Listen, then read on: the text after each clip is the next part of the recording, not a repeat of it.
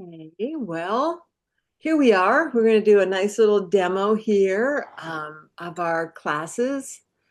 And so it's a full day. We're going to start with Qigong practice, then a little mini lesson, introduce ourselves, some breath work, and some meditation, question and answers, lots of things. So we always start our classes with Qigong to get the energy going. And so I'm going to hand it over to John, and he's going to take you through a lovely Qigong practice.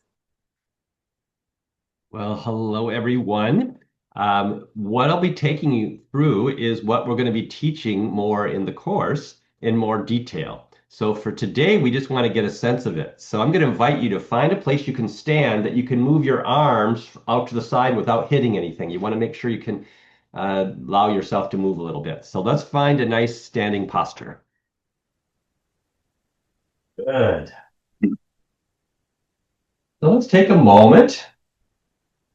Just allow yourself to arrive in that place you've decided to do your practice. And just get a sense of your feet being about shoulder width and as parallel as possible. And there's a lot of different parts of this structure, but for now, let's just get a sense of settling into that. Make sure your knees are flexible and your spine is nice and upright. Just have a moment just to breathe.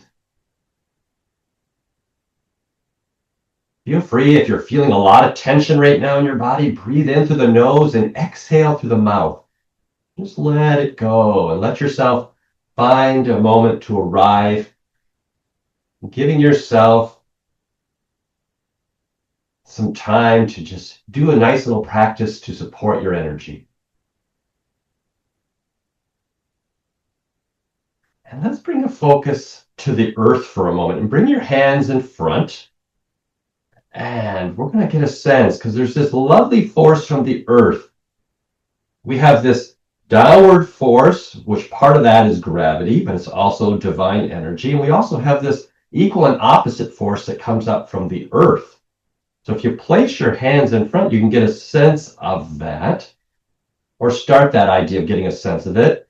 And one way to kind of do that is let's kind of lift the hands a little bit. And you could even sink on the knees and then rise back up. Kind of like you're pulsing with the earth. Inhale, like you're pulling in more earth chi, loving energy from the loving Mother Earth. Let's pull a little in through the palms, through the bottoms of your feet. As you breathe, breathe in through the nose and just exhale through the nose. Get a sense of balancing out with this lovely energy, which is more what we call yin in nature. So we're just going to let it, like we're soaking up this loving energy, this nurturing energy. Good. Breathing in and out. Good. And inhale one more time. Exhale. And then slowly let the hands come down. And let's take a little bit more of that energy. Let's come to the side here. Let's breathe in. Like your hands are suction cups, so we can grab some more energy from the earth. Then turn the hands forward and we'll grab some nature. Turn them up and let's grab some of that beautiful energy from above. And let's wash it over the front of the body. Let's get a sense of being nourished and nurtured with that energy, and any tension that's there, we're just going to wash it away into the earth. Again, inhale, earth. Grab some more nature. Grab some more from the sky above. Same movement, but let's imagine we're cleaning the back of the head, the back of the neck, all the shoulders, down the spine, over the buttocks, backs of the legs, and just wash away that tension into the earth. And once again, inhale, earth, nature, and sky. Let's go right through the crown of the head.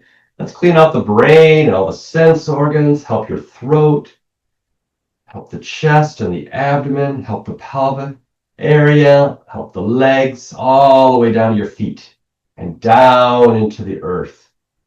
Super. All right. So getting a sense of how we work with energy, how we can connect with energies. So one of the first things we want to do when we do our Qigong workout is clear out all the stuck energy. It's like when you want to paint a house, you got to scrape off the old paint. You don't want to paint over the old paint. So one exercise we can do for that is called counter swing. So we're just going to lift our arms and just let them drop for a second. And then you're going to lift them, and this time let one arm come in front and one arm go behind. So we're going to inhale and then exhale. Inhale, exhale. Inhale through the nose and exhale through the mouth. And get this sense like you're tossing away your tension, tossing away your stress as easily as you would toss a ball. And let's just let it go.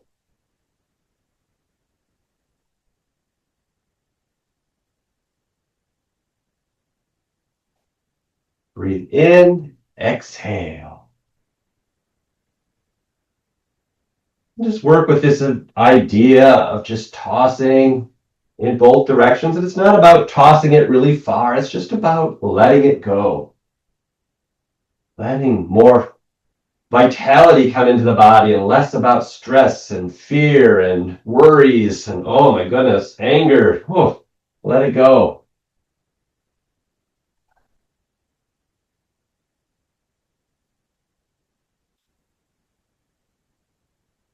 Let's do this a few more times.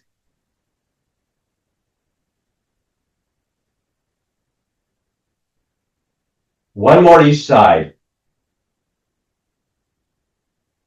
Good. All right. Then let's bring your feet a little bit closer together.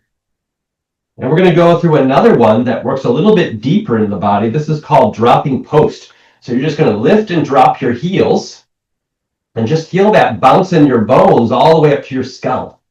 That's another way to shape things out that are deep in the body. And really focus on the exhale. If you find that too challenging for your body, leave the heels on the ground and just do a little knee bounce.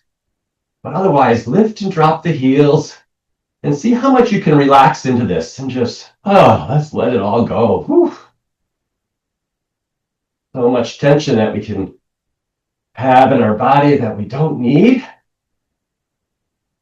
We're just going to bounce it all away.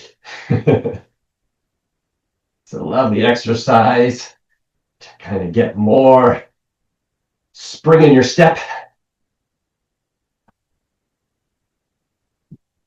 And just breathe and relax. Even though you're quite active here with this heel bounce, just see how much you can relax into it. That will invite more energy to shift.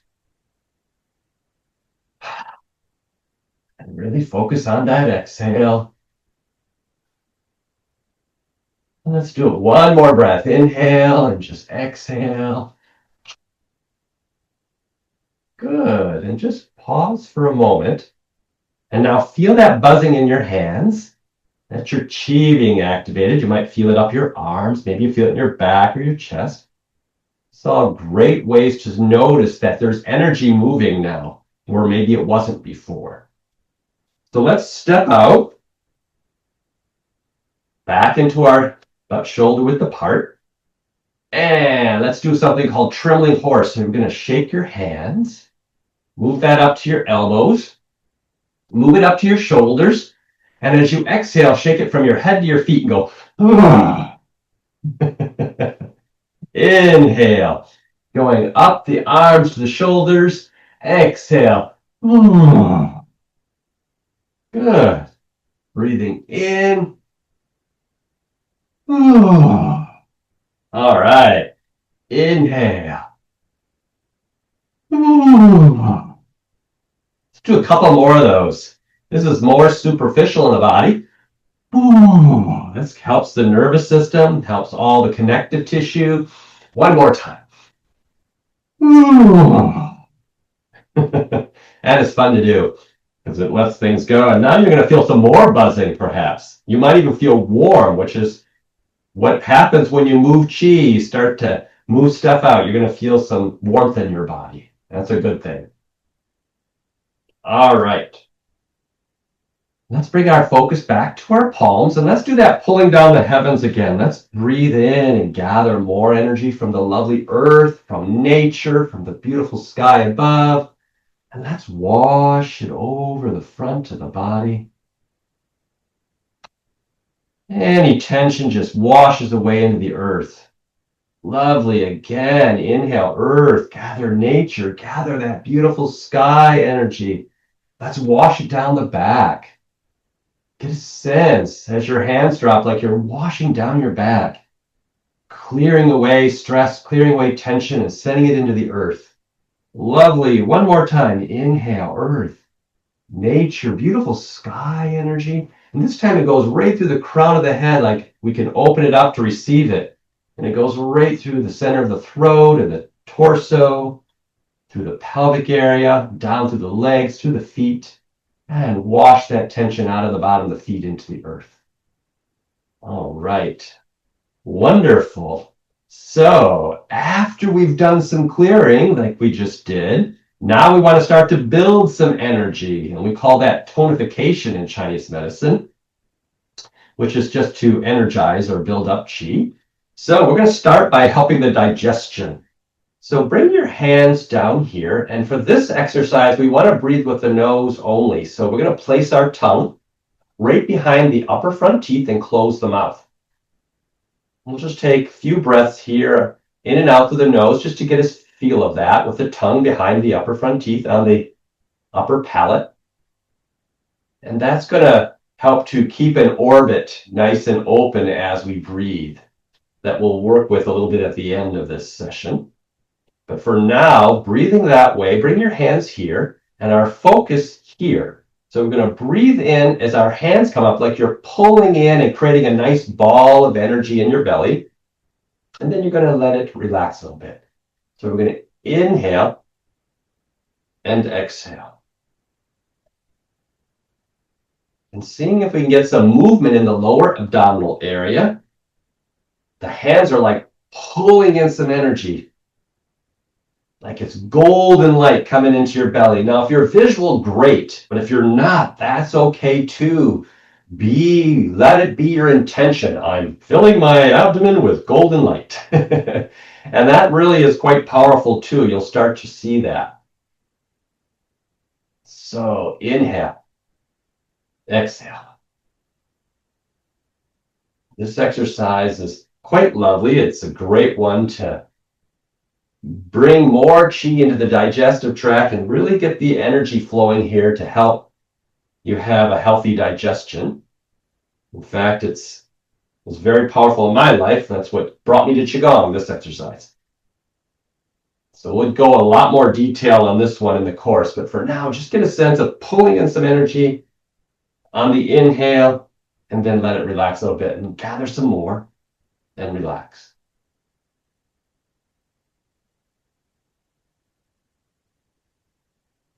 Just get that sense of deep breathing.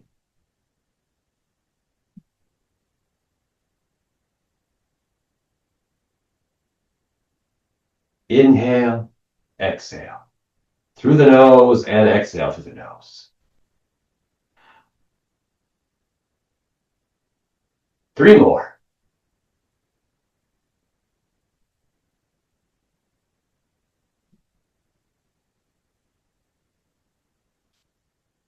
Good. And then take a moment and bring your hands here to the navel. Still breathing with your nose. Let's pretend like we're moving our arms and just do the breath part. Let's see if we can breathe in here and relax. So we can start to pump the belly, which is going to help to move the diaphragm. It's going to get some more energy going into the organs. And we're going to focus a lot more on that breath a little bit later. But for now, I'm just trying to get you a sense of how this is. Big part of this exercise, getting that energy going. Good. All right. Then let your hands drop down. And now we're going to bring a little focus to the lungs. Let's help our lungs a little bit. So, still breathing with your nose. And let's inhale, lift the arms. And now take another breath here. And then on the exhale, and then inhale. Open the arms. Exhale, bring the hands back together without touching. Lift them up, turn them over. Inhale. As you expand the chest, exhale. Breathing in, fill up. Exhale. You can always play with colors. Colors are lovely. We'll talk a lot about colors in the course, but white light's a nice healing color for your lungs. You can get a sense of breathing in, working with that intention of white light filling your lungs to move through any blockages that might be there. Inhale. Exhale. Strengthen the lungs with the colors. Inhale. Exhale. One more time. And then bring your hands close to you and then drop them down. Just have a moment, take a few more breaths into the lungs, just get a sense of that. And then take your steps a little wider. So, a little bit wider here. So you want to go wider than your shoulders. And I'm going to do your mirror image. So take the back of your left hand and place it right here. It's going to look backwards when I turn around, but you want the palm to face away. So it's going to be right here in the lower back. And then your right arm is going to come up by your face. And we're going to pretend like we're a giant water wheel. This is for the kidneys. So we're going to go down like you're scooping up water. And you decide how deep works for your body. And then let's roll up the other side. So we're going to exhale as we go down, like your hand's a big scoop gathering that water, and then breathe in the energy of that water. So this is the water element organ. So we're just getting a sense of bringing more chi to support that right kidney. Down and coming back up on the inhale. Exhale, scoop. Inhale, receive. Exhale. Inhale. Good. Exhale. Let's do a couple more of those.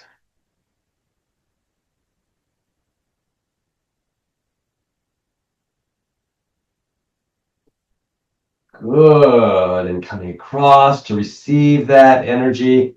And then let's switch the hands. So now the back of your right hand is going to go right here behind on the lower back. Right behind your left kidney, and your left arm will come up and we'll do the exact same thing. But this time we're going to focus on the left kidney. So we're going to go down, out to the side and gather up that water like we have a big scoop with our hand and receive it. Exhale. Inhale, still breathing with the nose. In fact, we'll do that for the rest of this exercise and the rest of the little workout we're doing. Inhale, exhale. Getting a sense like you're scooping up fresh, life-affirming water to fill up and support that left kidney. Exhale. And inhale. One more time. Good. And then let's take a moment as you bring your feet in a little bit closer. Give your kidneys a little rub. Let's say hello and be nice to the lower back and the kidneys. Could be an area of tension for many of us. And you can even rub here on the sacrum, lower spine, and then one more time on the kidneys. And one more time on the sacrum. And just get some more vitality into this part of the body. All right. So bring your hands to your navel. Let your feet once again go about shoulder width apart. Feel nice stability. Take some deep breaths in and out through the nose. And imagine that the energy we put in from our 5 yang, from our digestive exercise for the lungs and the kidneys, that anything that's not needed right now is going to come here and form into a ball. And that ball is going to get smaller and smaller and smaller, all the way down to the size of a pearl. So like we have a powerful pearl of light here. Once again, remember, intention is power. It doesn't have to be visual. Good. And imagine that pearl dropping down your pelvic floor and the hands release from the abdomen. And we're going to guide that pearl. So we're going to breathe in and we're going to guide it up the back, all the way up the spine to the crown of your head. And then we're going to send it right down the center line of the front. This is called Qigong Gong stroke spirit. We're going to go up the back and down the front. Inhale, hands are close to the body to symbolize the back. Exhale, they go away. Breathing in and out through the nose. Give you a little side view here. Inhale, exhale. Inhale, exhale. And smile. One thing you'll learn about Qigong is if you smile, the energy moves a lot easier. You can frown, but that creates a different chi. So it's good to be happy, happy chi. And inhale up the spine, exhale down the front. Creating this little orbit in the center of your body. It's called the microcosmic orbit.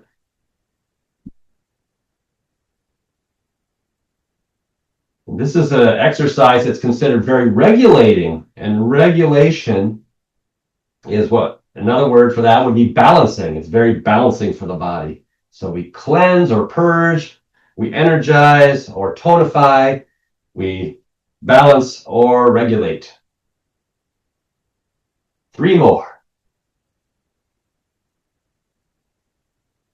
Inhale up the back, exhale down the front, like this pearl's going through a little orbit, and then bring it all the way down the front and into the navel area again. We call this the Dan Chen. This is a reservoir. We're going to store it here. As we breathe, nice and deep, in and out through the nose. Let your feet come a little closer together. Moment of letting it settle here. Good, and then let's lock that in with some rubs of the belly. Let's do 9 in one direction, whichever direction you want to start, and then 9 more in the opposite.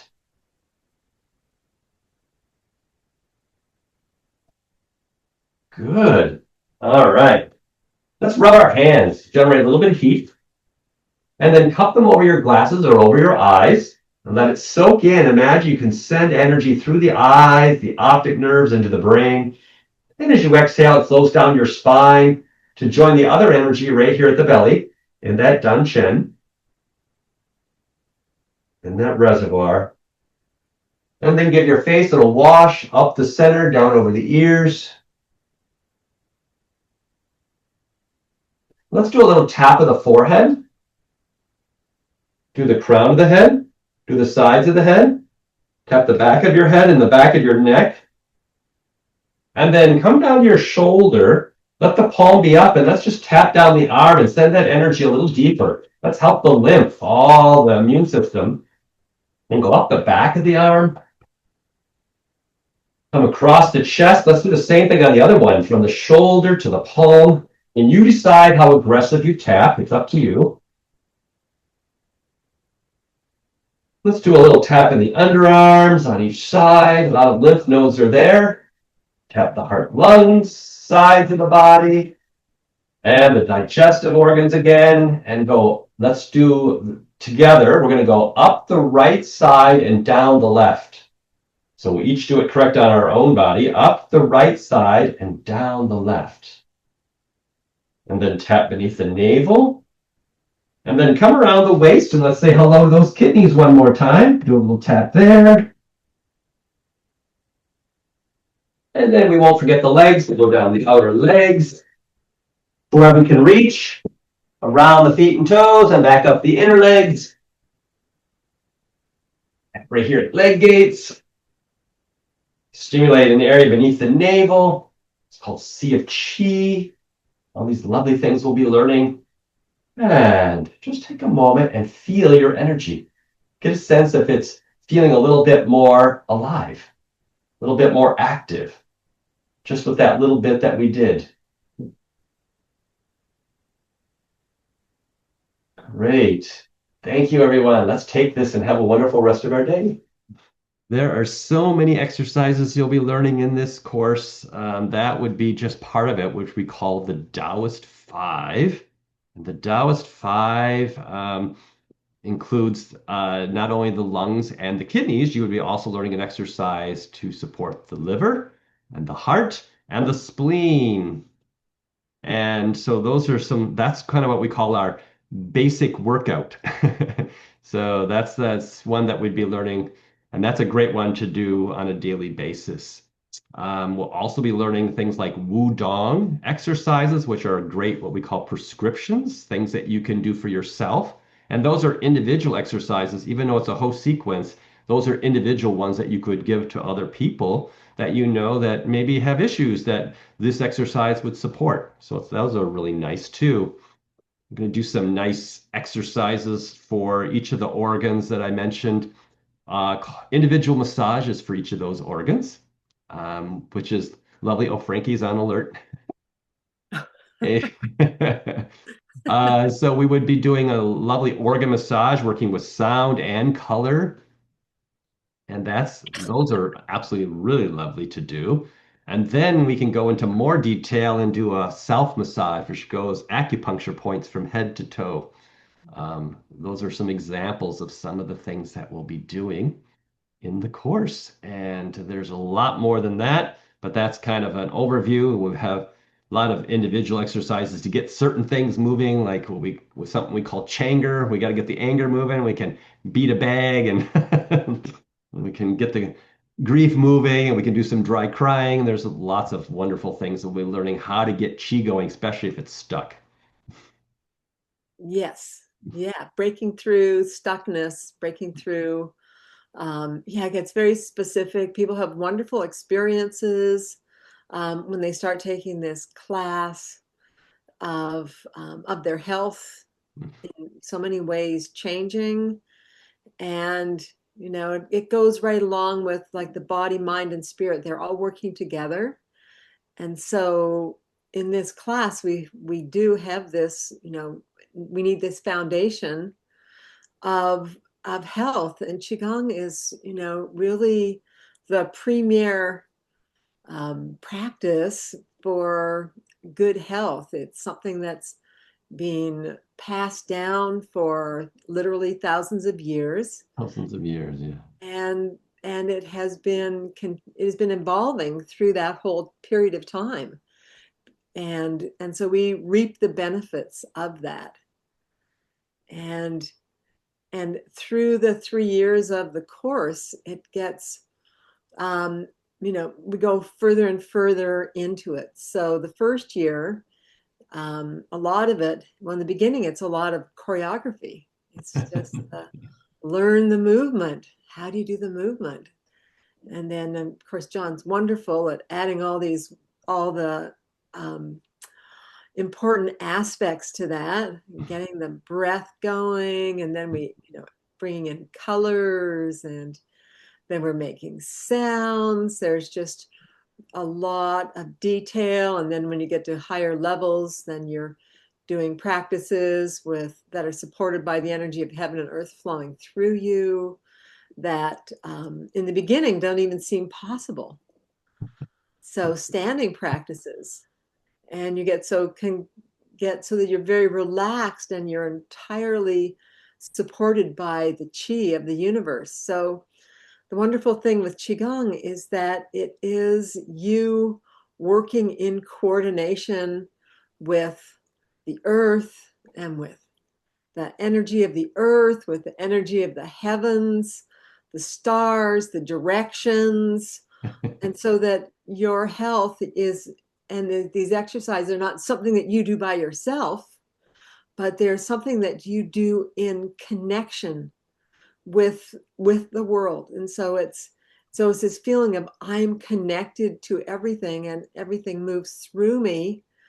And you're doing this in this very conscious way. So the Qigong part is an important part of all that we do. And like I say, that's the foundation for so much of this work is to have this kind of vitality. And so that's about vitality. And if you have any questions, please feel free to just put them in the chat. So we have the chat, and so that's a good place to drop a question in. And this is how we do it in the courses. And people will, if we're doing a lecture and you have a question about the lecture, then it's a great opportunity to just drop in that question. So, yeah, I guess we can go into our little lecture. So Yeah. following our Qigong, in the classes, we often do a check-in. We do a little Q&A on what's going on with people, what may have happened, the day before. Maybe we did treatments on each other or some powerful meditations, and then overnight, or depends on whether you're in Europe or whether you're in North America or wherever you are. We have someone maybe in Africa. Well, we do have someone in Africa coming this year. So depending on where you are, anyway, checking in. And so we do a little check-in, and then we get into our lectures. So we're just going to go. And the lectures are done with PowerPoint, so it keeps you entertained. So, yeah. So, yes, shamanic Chinese medicine and medical Qigong training. So, anyway, just pause there for a moment at these words. Well, what is shamanic Chinese medicine and what is the medical Qigong training? So, they're both basically pretty much the same thing, but the medical Qigong was originally meant the hospitals in China where there was an energy practice of medicine that was energy medicine hospitals that they had in China, starting in the 50s and until 1999 when they were eliminated. But anyway, there's a period in there where they had hospitals dedicated to energy medicine. And that was called medical Qigong hospitals. I'm sure it wasn't that in Chinese, but anyway, Qigong part would be right.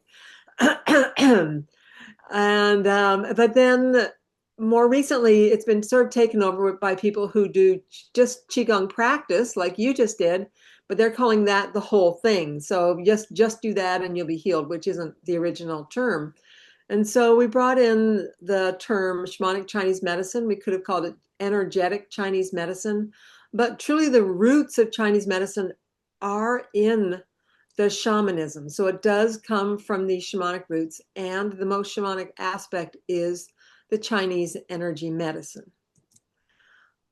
So the shamanism in China goes back into the prehistory, of course, as you might expect,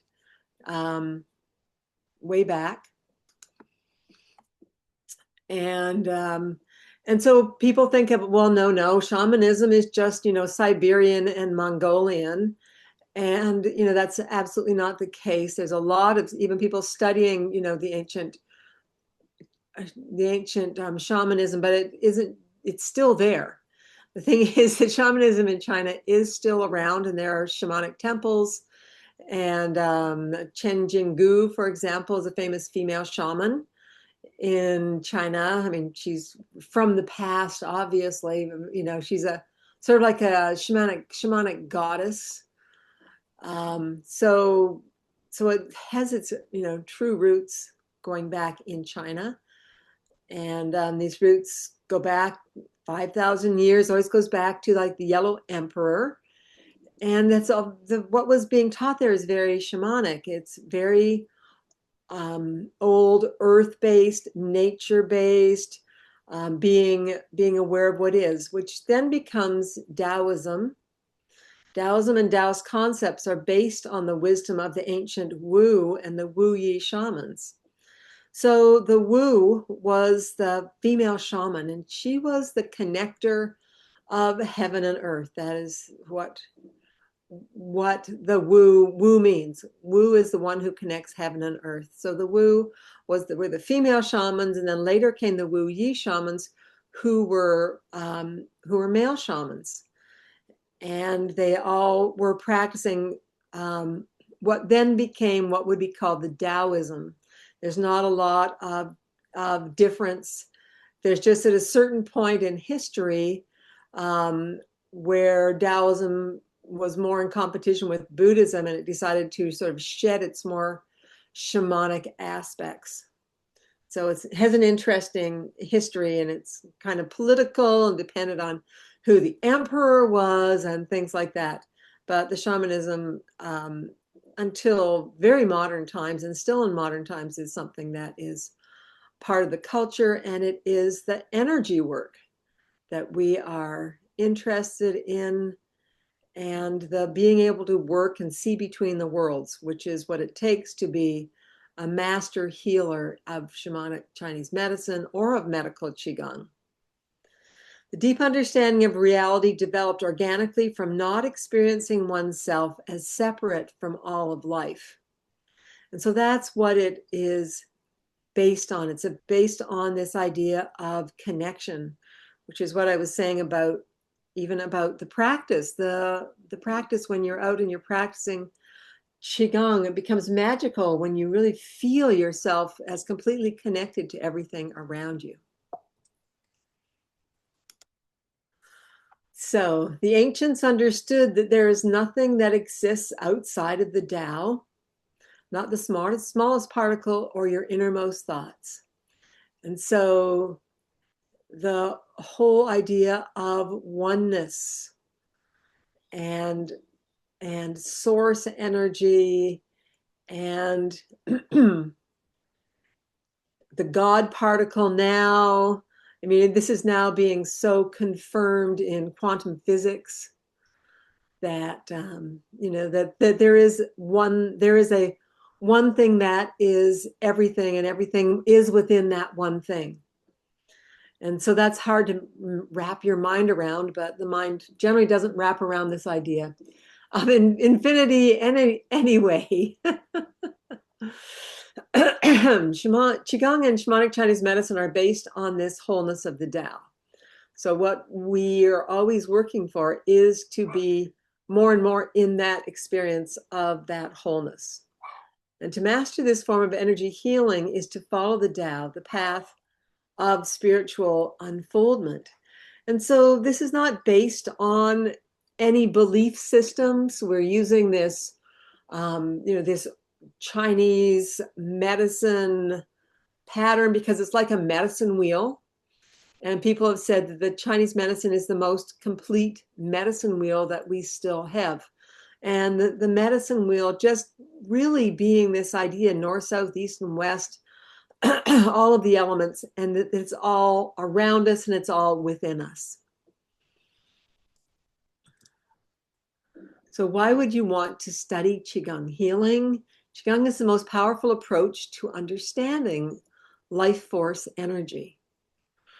And it's, as we said, it's just been cultivated and evolved over such a long time, and has amazing masters who are famous for all the wonderful things that they can do. But you'll find if you practice this that you are also able to do wonderful and amazing things. It blows everybody's mind.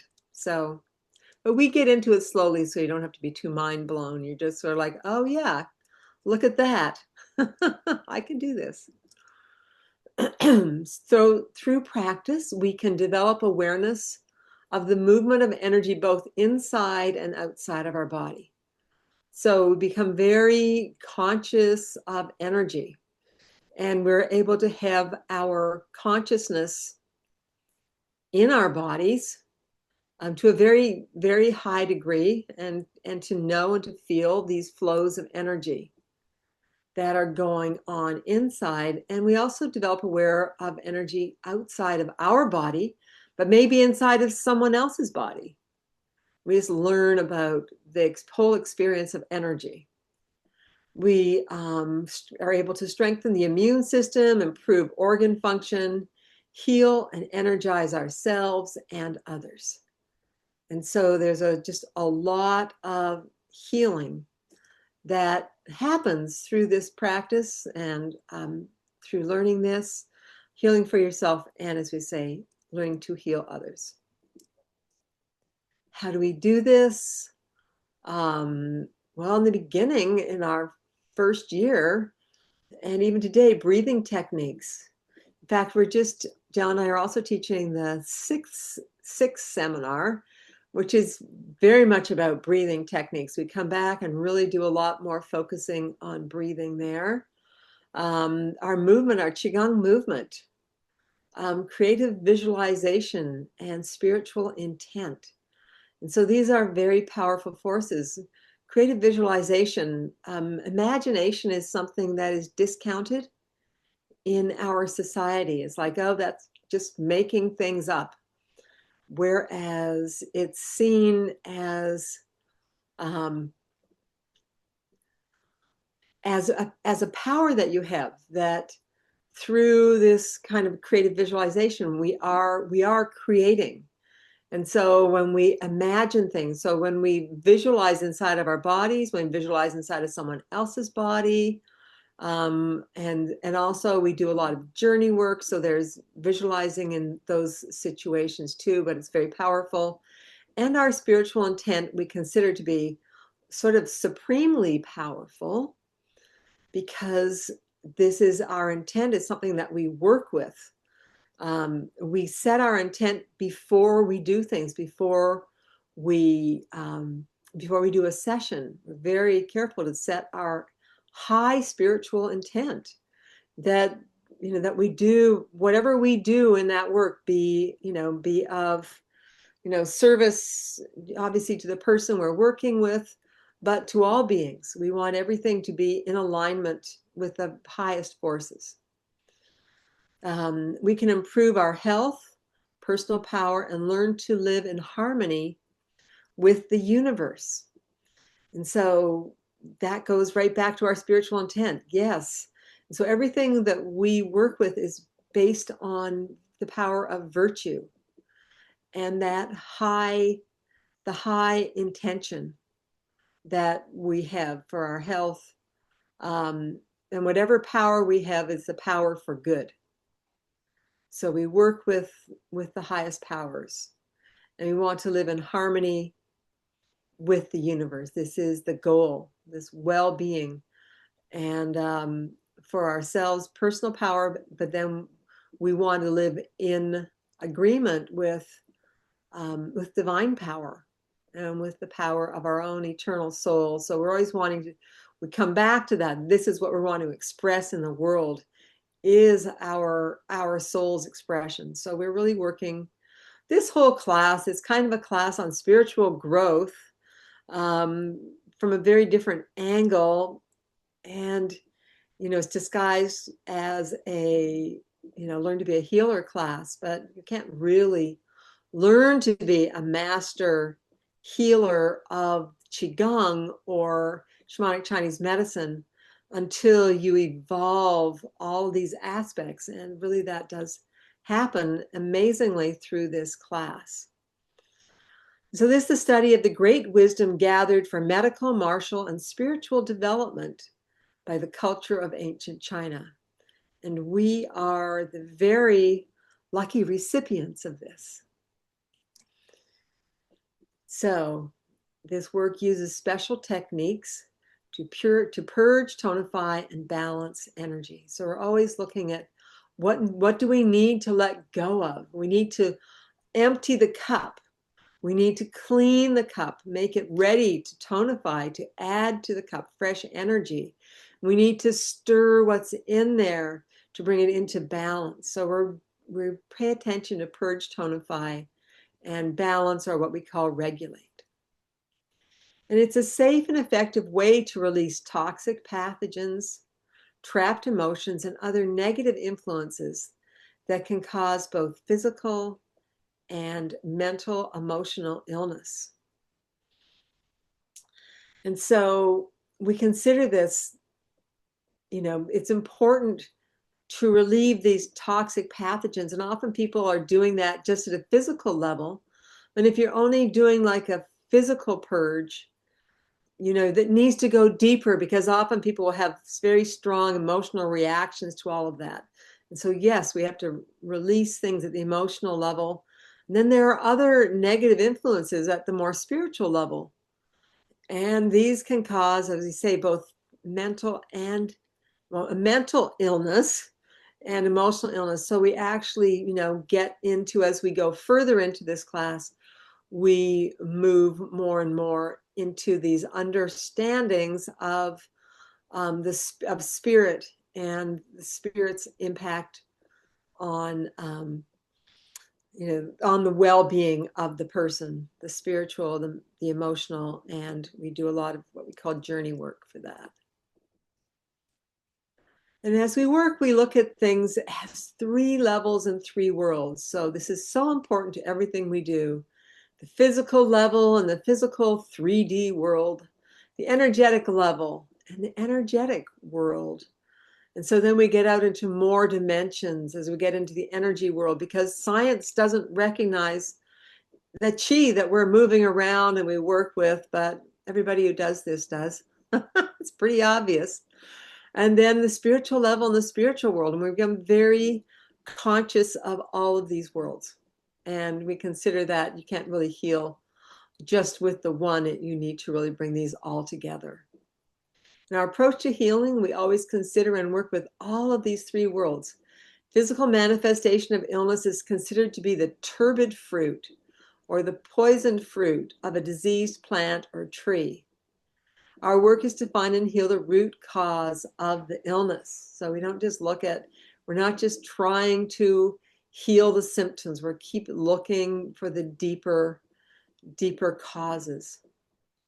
The energetic plane is both the emotional and mental realm and is seen as being directly causal to the physical level of manifested illness. We place a great emphasis on working to understand and release stagnant emotions and the beliefs that trap them. And so, yes, the emotions and the beliefs that are all entangled together. And so we worked, but then we go beyond this. We go to the spiritual plane. And this is what is called the causal plane. This means that when you are doing healing work, the root cause is considered to be the spiritual plane. And when healing is only done on the physical or energetic level, we've released the symptoms, but issues can remanifest. And so moving this towards the spiritual plane, we do something called soul retrievals. And so now we're sounding much more shamanic. And it's very important because a piece of the soul gets lost into the emotional mental realm, into these emotions and beliefs that trap them. It traps a piece of the soul. So when we are doing this healing, it isn't really healed until a piece of the soul comes back. And the person, when that's happened, feels very different. They become very different. And they're very ready now to to have a very different life even than the life that they were having. In this training, you'll learn to heal and transform yourself while you learn to heal and transform others. So the origins of the training. So these trainings are based on the original teachings from the Hai Dan and the Shi Yuan hospitals of traditional Chinese medicine and medical Qigong in Beijing, China, which drew from the ancient knowledge of Chinese Qigong masters. And there was a time after the Communist Revolution. Before that, all of this knowledge was very secret and held in all the different family lineages. And there was no way to get into that. You would have to be studying and, invited to study with a master. And if you weren't in that family, you may never be given this information. And so after the Communist Revolution, I always say they kind of took those masters and they kind of shook them upside down and had to let all their secrets come out.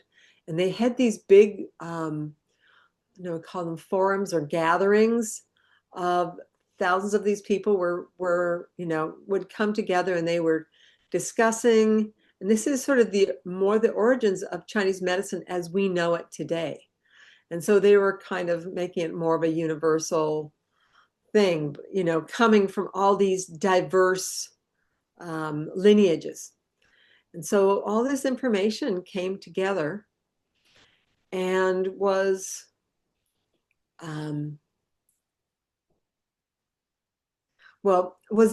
then, part of what came out of that was that were TCM hospitals, so more than medicine hospitals, where they had herbs and where they had acupunctures and those things. And then there were also the hospitals which were dedicated to the energy medicine, to the medical Qigong. And so there were two, but they'd usually be very close together, and sometimes they were interrelated. But the Qigong masters, the medical masters, were the ones, they were basically running the medical Qigong hospitals, which I would call shamanic Chinese medicine hospitals. So this work was introduced by Dr. Jerry Allen Johnson, the International Institute Medical Qigong. And so he was there and he studied. And there's one thing about, he's someone that I know. And so Dr. Johnson is just really good at gathering information. I swear his mind is like so many steel trap minds. He just remembers everything. But he wasn't living there, and he worked with translators because this was very complex, Chinese that he wasn't speaking. But he went back over several years and actually became a professor there. So he was highly regarded by them. And then he came back and he started teaching this because it wasn't in the West at all. And that became a single giant book. And then it became a 5-volume series that was accepted by China as the medical Qigong text. And then he got rid of that set and he started a new set because China wasn't doing anything with it. And he didn't include all of the information and his sources in that first series. So then it became a second series of 5 volumes, which we'll show you.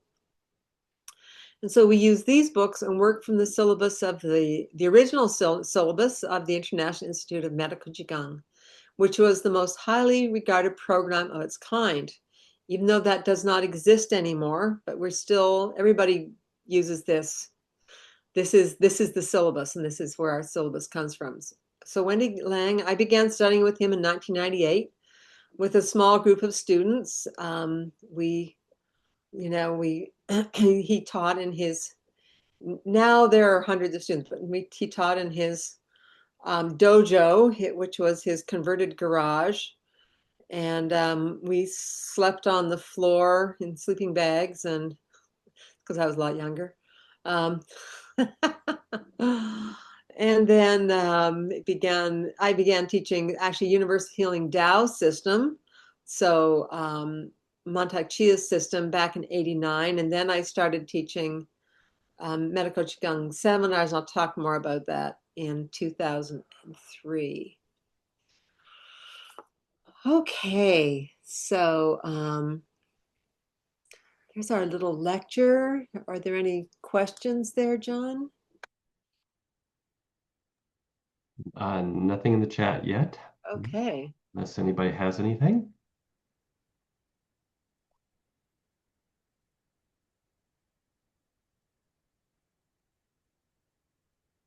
I guess you were really clear.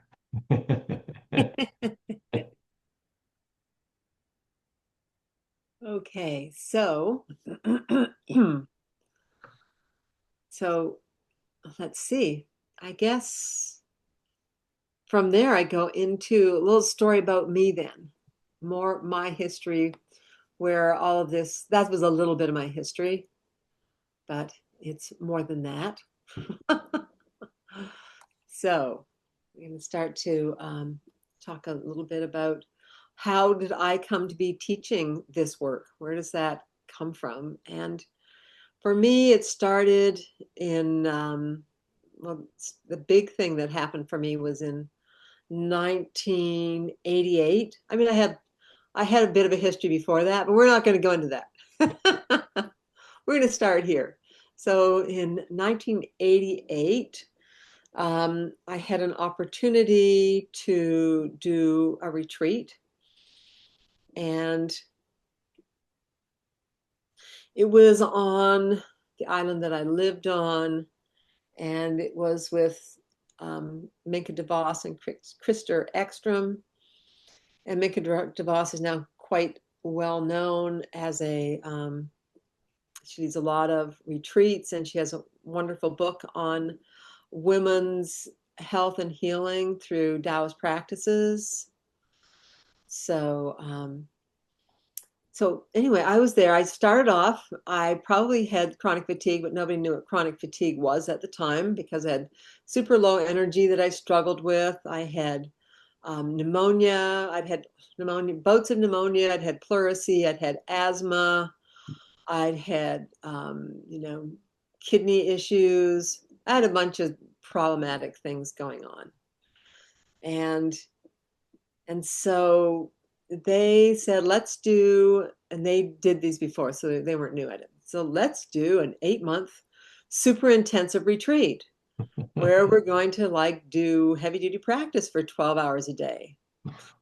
And it's like, I think I need that. This sounds really good. I wanted a spiritual retreat. And so they said, yeah, this is a spiritual retreat. And so we did heavy duty practice. We did for 3 40-minute practices of breath retention. 3 times a day we did that. We did standing practices of Qigong. We did a ton of meditation practices and Taoist meditation practices and Buddhist meditation practices and Tai Chi and all sorts of some other really good things. Anyway, it was very intense. And slowly my health got better. And I went through phases. I felt like super tired some phases, and then my brain seems to stop working at other phases. So I really went through a lot and then came out like a new person. So all of this, work is very grounded in that experience for me. And I have 2 children, and I'd split up with my husband, but I wasn't going to go away from my kids for 8 months. So for one week of the month, and this is on an island, and I'd have to, get in the boat, but we already lived on this island. Anyway, go in whatever seas that happened to be there, and go to see my kids because I wouldn't miss that. And then they were, they weren't like little or anything. So it was high school and yeah, and almost high school, sort of middle school and high school. Anyway, but I would spend three weeks in the retreat and 1 week with them. And during that week, I would do my own practice. So I kept my intense practice up, until, they got home from school or whatever. But it was really good actually to get that really a strong foundation for me of working myself and not having to, okay, now I'll leave the retreat and now I don't know what to do. So I had all sorts of great things and working for me. And at the end of that, I went to New York and got certified in teaching what is called now Universal Healing Tao. And I started teaching seminars in that. And then I went back and got more certification in that because I was into my intense practices, and I got super good at what I was doing, and so I kind of became more of an advanced instructor of those things, and that was all good. And I was doing that and healing practices, and um, then I got together with my late partner, Philip Weber, and he introduced me to something called light body meditation and and channeling. And this kind of then this was a whole other path. Now I had this other sort of spiritual practice that went with this other practice, and these things just really seemed to come together in a really beautiful way. So we were teaching the light body. I was teaching the Qigong, and then in like 1998, like 10 years after the 88, um, in 1998, I started to do the medical Qigong training. And and that's when I really got the foundation into what this is. And this really brought everything together in a really wonderful way. It's sort of like it used to be this was here and that part of my life was there and this was here. And then all of us, with this, everything fits in. It's like, oh, I see the wholeness of every piece and how every piece comes together. So so anyway, and then I said, okay, I love this work, but there's no way. I'm already teaching this other stuff. I have no room in my life for this. The only way I'm going to teach this is if someone comes and knocks on my door and says that they have a whole group of people wanting to learn it. It's the only way I'm going to teach this. So a couple of years go by, and I get a knock on my door, and someone has got my name out of this big book of Dr. Johnson's, which didn't come along until we didn't have any books from him when I was studying. Anyway, and my name, I'm Marin County Director of the International Institute of Medical Qigong, and this is how they found my name. And so they came to me and they said, I have this class full of people, but we don't have anyone to teach us. Will you teach us? And so the universe had me in a corner there, and I had to say yes, because I had said that, that was my line. You got to knock on my door and have a class ready. So there it was. So I started teaching and haven't really looked back. I knew it was what I was supposed to do. And now, and I bring, it's wonderful. It really brings all of these things together. And the shamanic Chinese medicine, I love because then I get to incorporate the channeling, which came, with working with Philip and with the light body training with Sanea Roman and Dwayne Packer and all that part. And then I also include in the master's level, because of the importance of learning how to transmit states of consciousness to this work and to be able to lead people into these deeper spaces, that I require them to do the Awakening Your Light Body. And I know the couple of people who are here have taken that before, who are in that work. So, and of course, John's done it. And we all honor that as a part of this. And anyway, that's me.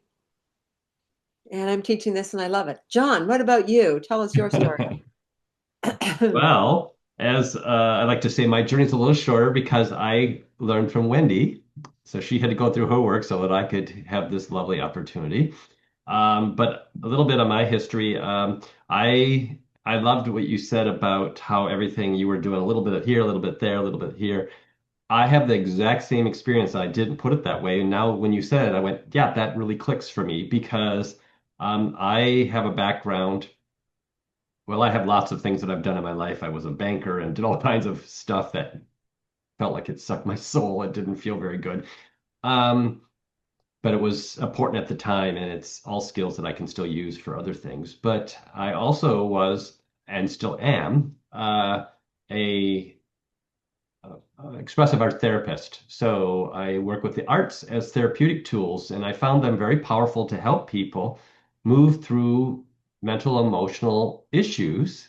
Um, but there was always something missing from that. And it was interesting because I was dealing with health issues too. Mine were more of the digestive nature, and I had lots of problems with, you know, that Western medicine wasn't able to help me with. So I had to keep just kind of trying to make do, find, sleeping more upright so that I wouldn't have heartburn in the middle of the night and get a decent sleep. And then I found medical Qigong um, through Minka DeVos as well, our lovely Minka. And we were working, co-chairing a festival together, and she had some flyers about Wendy's course and said, maybe we kind of know the same people, maybe you can hand these out. And it was fascinating because as soon as it touched my hands, I knew I was one of those people. And I went to the introduction about it, which was on my birthday, which was lovely. And I got a chance to go and listen to Wendy talk about this work. And I was just enthralled from the first moment. And it felt like that was the thing I was looking for that would bring all the different aspects of stuff that I was doing under kind of one umbrella that fit for everything. So much so that I would say 95 to 98% of my work now is all Qigong and working with clients with that. I still do a little bit of uh, their expressive art therapy, but I kind of funnel that into my work here. So I've been studying with Wendy. That was been started 15 years ago. My gosh, time flies. Went through all 3 years and part of the fourth year, and it's just been a wonderful learning. And then now we are co-teaching, and I feel very honored to be a part of that. And we've been doing that for 7 years. This will be our seventh year teaching together. Wow. I know, isn't that crazy? I figured that out in 7 years. And it'll be our second year teaching the second year students, which is therapist level. So this has been a wonderful journey, and I've done the light body, I've done channeling, I've done mediumship, and all of that just adds so much more to how you can grow and be more of that, what she talked about, this interconnectedness of the Tao, that we are a part of all of this. So I find this work that continues to blow my mind quite often as I'm learning something, go, oh yes, like quantum physics and all that. All that stuff is just so cool. So we'll get into it. This stuff will blow your mind and it'll be so amazing. So I really invite you to consider doing this. Yes. Thank you, John. I'm going to show the books. Do you have the books there? Oh, I have a book right here. Yep. Okay. I have book number 4 right here. This is the fourth volume of 5. And you can get a sense of how much Dr. Johnson has a mile of has a strong mind.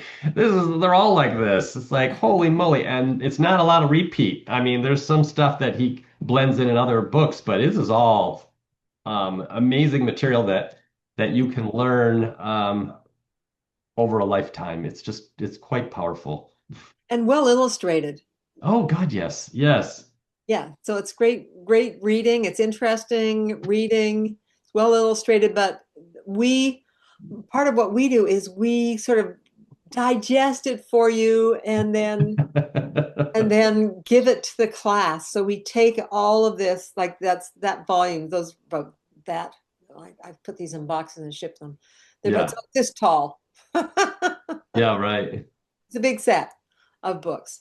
Anyway, so there's reading, but we also like really, it's not so much when it's explained. So we make it more palatable. Make it, Right. But it's the lovely thing is you have research when you get the books, oh yeah, if you like the exercises we today, good example, volume 4 contains those exercises. You can go in there and get a lot deeper look into different aspects of what's going on there. So if it's really something that fascinates you, and that's what Wendy and I like to say is when it fascinates you, dive in, go into that area that really, kind of gets you excited and learn a little bit more about that. yeah. Yeah, so we have this is based, yes, we have these books that we're teaching. And, it's not really out there in the world. This is still Right. extremely unknown for the most part. So we're just really there we There's go. the other four. That's the other four. Yes.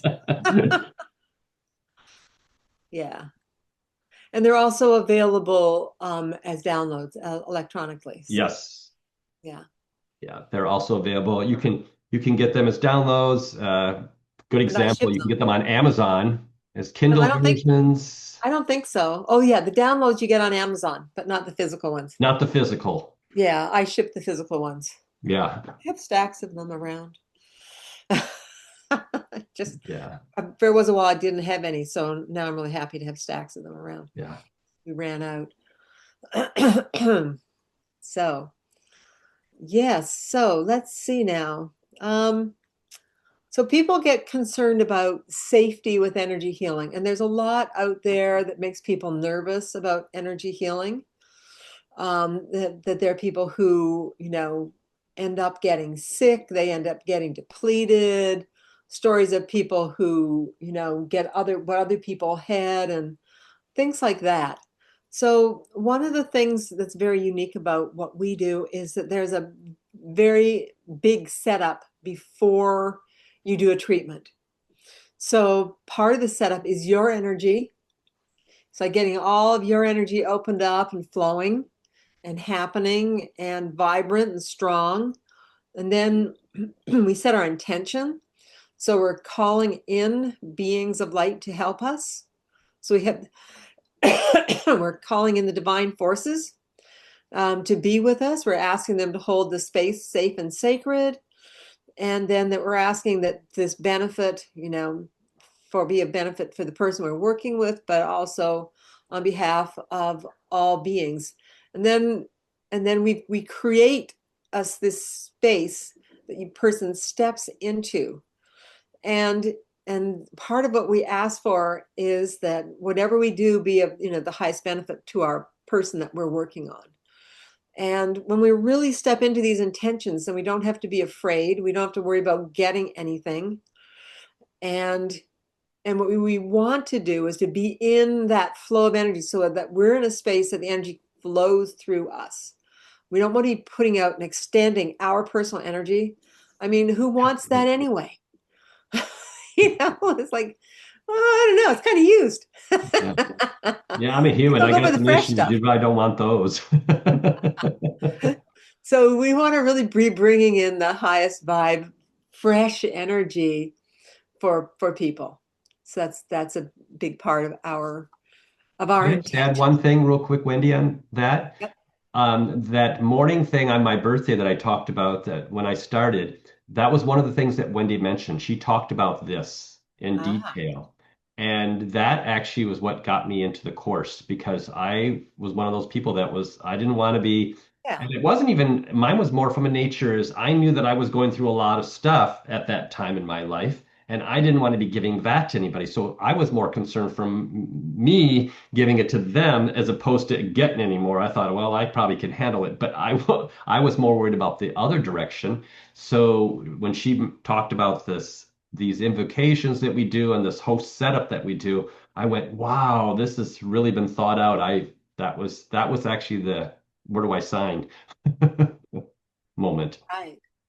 So I had that the experience when I first started working on people using these practices that I had people like before I even started any of the actual doing, the people asked like what was going on because they were having this very expanded experience. And so part of it is that, that just the energy that we're bringing in can be in and of itself that can be a healing just to be in that energy and in that space. So and that kind of that shocked me. Yeah. With all my stuff here and they're like opening their eyes and they're like, what's going on? I feel so like they'd already had the treatment just from the space that we were bringing in. hmm Yeah. And that's, still happens. Okay, can you read that, John? It's a long thing from, yeah, Nico. Okay, thank you, Nice. Nico. Qigong can sometimes lead to, and I'm not good at the Chinese here, so Zhao Hu Ru Mo, which is energetic depletion. Okay, yeah. When qi and blood become imbalanced, especially in the head, the inner classic warns that excess qi leads to decline. Problems arise when practice doesn't match the practitioner's condition. Arm swinging can cause hypertension and strokes in the past. Hypertension strokes in the past, especially harmful during lung channel invasion. Some standing meditation may boost kidney chi, but worsens head deficiency, risking dizziness or fainting. That's a lot there. But then my question is, how would you address these concerns through proper diagnosis and training to help practitioners avoid the depletion while gaining the benefits of Qigong? Okay, so we have some things around Qigong, which we didn't really get into talking that much about.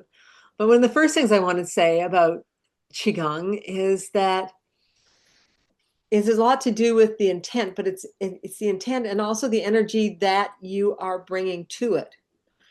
And and so we're always talking about when you do your Qigong, you make sure that you are wanting to do the Qigong, that you are enjoying the Qigong, that you are doing this and it feels good to you. So we work a lot with your own experience rather than more about, here are the rules. And I understand what you're saying here, but just for most people, how does it feel inside of you? And we keep going back to this. How does that feel?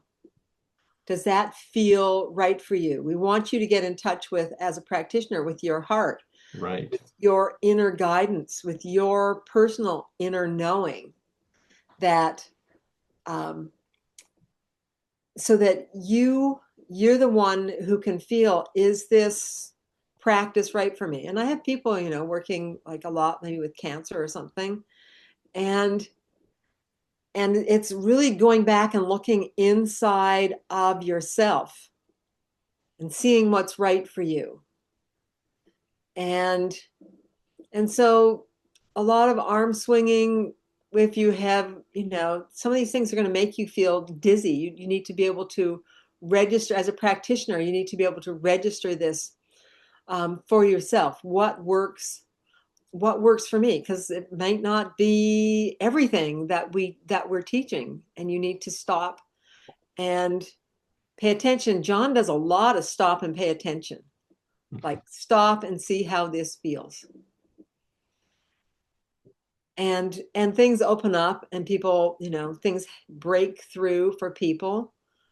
um, High blood pressure, comes down, and that energy, the energy trapped in the head, I mean, a lot of that comes down with qigong. And obviously, so it's like with the exhale, coming down is just one simple way to address it. And we say, focus everything down, bring everything downward.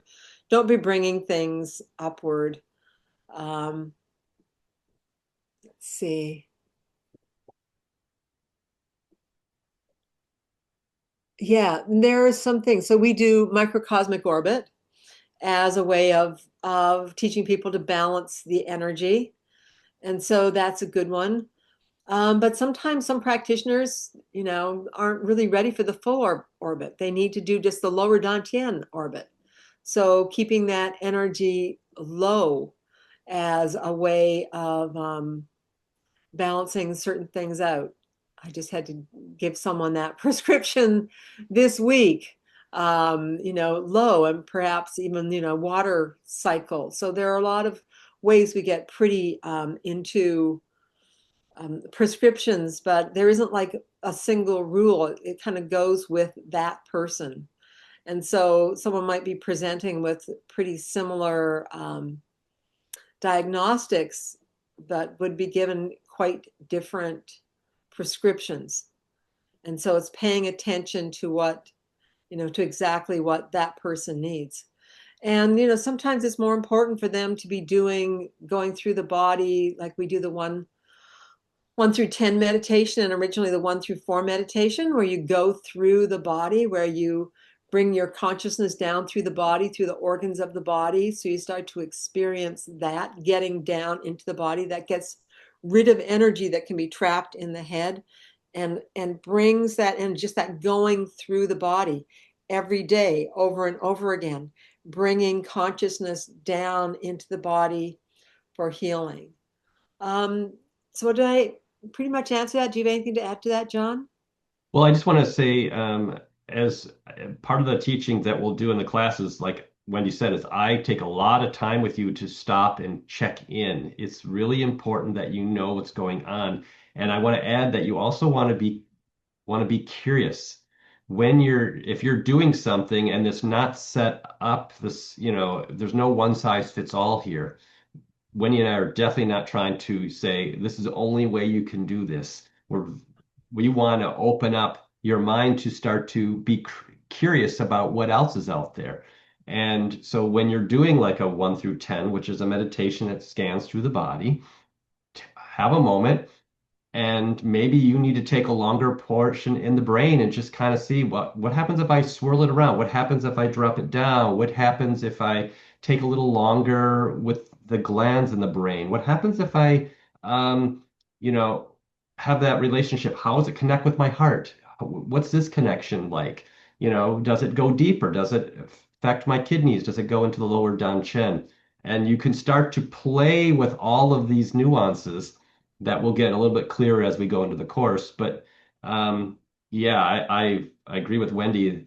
That's important for us to be very individual about what's happening to you. Don't continue something if it's creating a what we call a chi deviation. Oh, yeah. And also the smiling part. Yeah. We want you to go into them always, even if you maybe sometimes it's like, oh, I should do my Qigong. I know I'll feel better.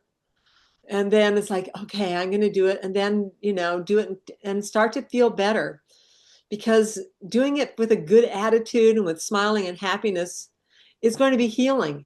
If you go in with an attitude of, I have to do I have to this, check this off today. I gotta do this. I don't really want to. I don't have time to, but I guess I should do it. Um, then you can get into yourself much more likely to cause a chi deviation or a problem than if you've gone in there just with a joyful attitude. So the attitude and the energy that you bring to it has a lot to do with what the outcome of the practice will be. And we really can't say that enough. That Yeah. is just really true. And you can, play with that for yourself. Yeah. How Qigong works depending on how, where you're at, how you're feeling. And I think that's just true of life too. We should take more time to check in and see what we're doing. Is it really bringing us higher vibration, or is that causing some of the problems too? So, Yes.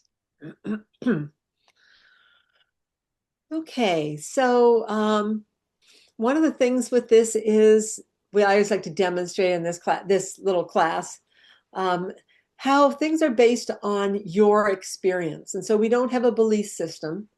It's all about everything that we do is, this is your experience of it. And, you can believe, there'll be things put out there. Excuse me, the book will have certain things, but it's not about belief, it's about your experience. It's not real. We don't want anything to be not real. It's only real when you actually have the experience of it. Otherwise, it's in your mind and it's an idea and it doesn't have substance and it's not truth.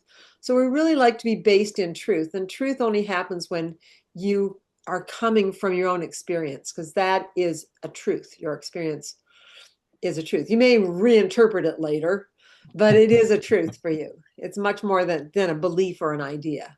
right. So, and so I like to demonstrate this thing where we rub our hands together. We're just going to play a little bit with energy. Feel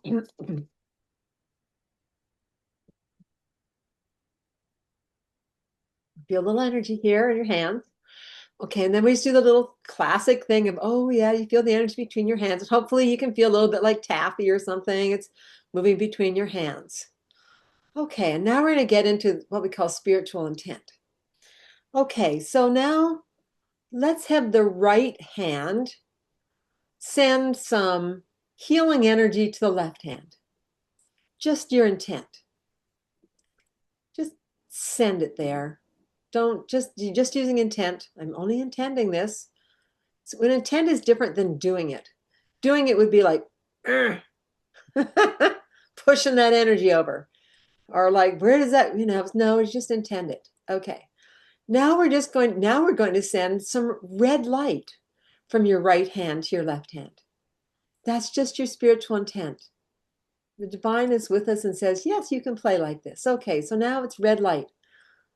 And does that feel different to you than the healing energy? Does red feel different? Does it feel different coming out of your right hand? Does it feel different landing in your left hand? Now we're just going to change our intent. We're just going to change that to blue light. And did you notice anything that happens when you change it to, or, it's only your truth. We're not telling you. It's just like, what's your experience here? Just say blue light.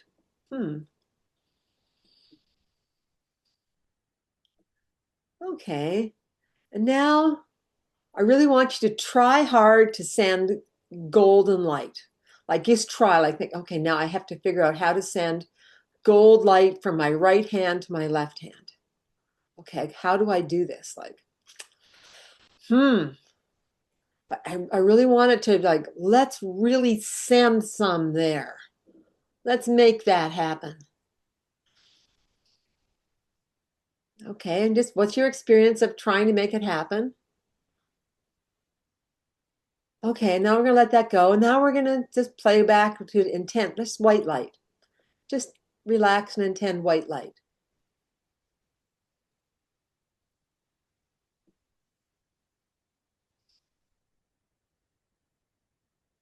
And then we're just gonna send a thank you. Right hand, so say thank you, left hand. Then we'll send a thank you from the left hand back to the right hand.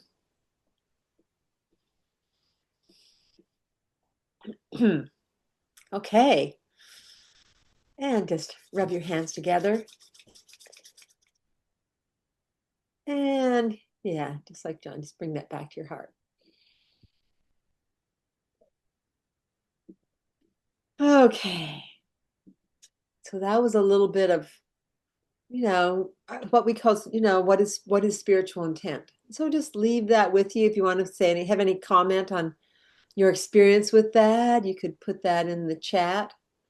And I think we also need like a 5-minute break. What do you think, John? Yeah. Okay. So, what time is it? Okay, so we'll come back in about 37 minutes past the hour. How to say that? Just a 5 minutes, just a quick break. Yep. Then we're gonna do a couple more things and then round it up. Yep. Okay. Okay. Shall we pause our recording for 5 minutes? Yes.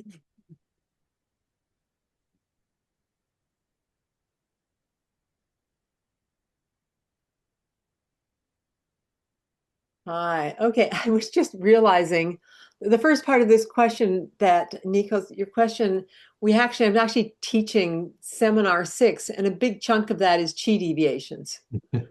And so we do talk a lot about, we do address chi deviations. Yeah. Big portion of that seminar is all about that question. Is about that question. So it's advanced, it's the second year where we dive into chi deviations.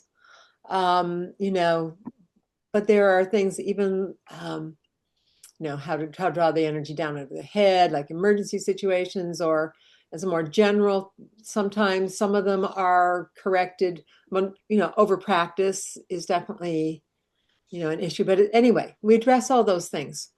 And I just trying to remember what chapter, that's volume 3, and it's towards the back of volume 3. I don't remember the chapter name. True deviations? Oh no, book 2. It's book 2. Volume 2, yes. Volume 2 towards the back of the book, yes. Anyway, so we have a whole segment there that's on chi deviations. Yeah. Okay, so Yeah, I think it's over to you, John. You could lead through some lovely breath practice. Yes. So let's have a few moments just to talk about that. So now with breath work, we unfortunately in the culture, a lot of people have a lot of stress in their life and are breathing up here. That's the, fight or flight kind of breath that's always on guard. We have to be prepared. I don't want to go too far because I need to be able to, run and move um, whatever the danger, perceived danger might be.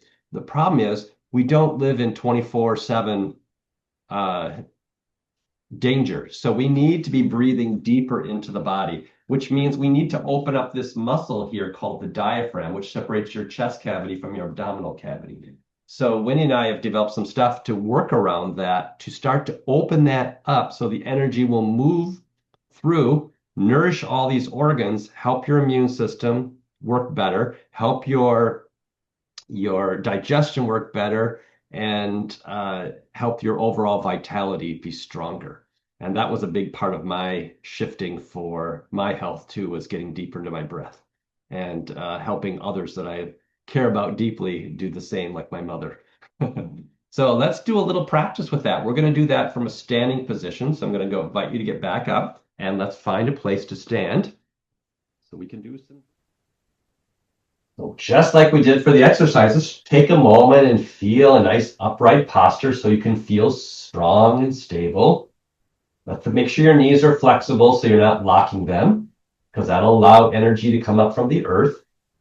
Let your spine be long. Just have a moment just to breathe.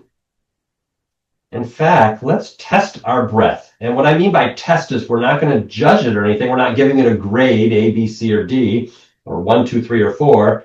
We're just going to have a moment to bring one hand on top of the other in front of your navel. And I'm going to invite you to breathe with your nose only. Once again, we're going to place that tongue behind the upper front teeth, close the mouth, and take a nice deep breath in through the nose and see if you can feel some expansion here in the lower abdomen. Now, not trying to push it out, but just see if as you breathe, you get a sense of some movement here. That'll be a sign that the diaphragm is being activated. And once again, no judgment here. We're just checking in, seeing how that is for us at this moment.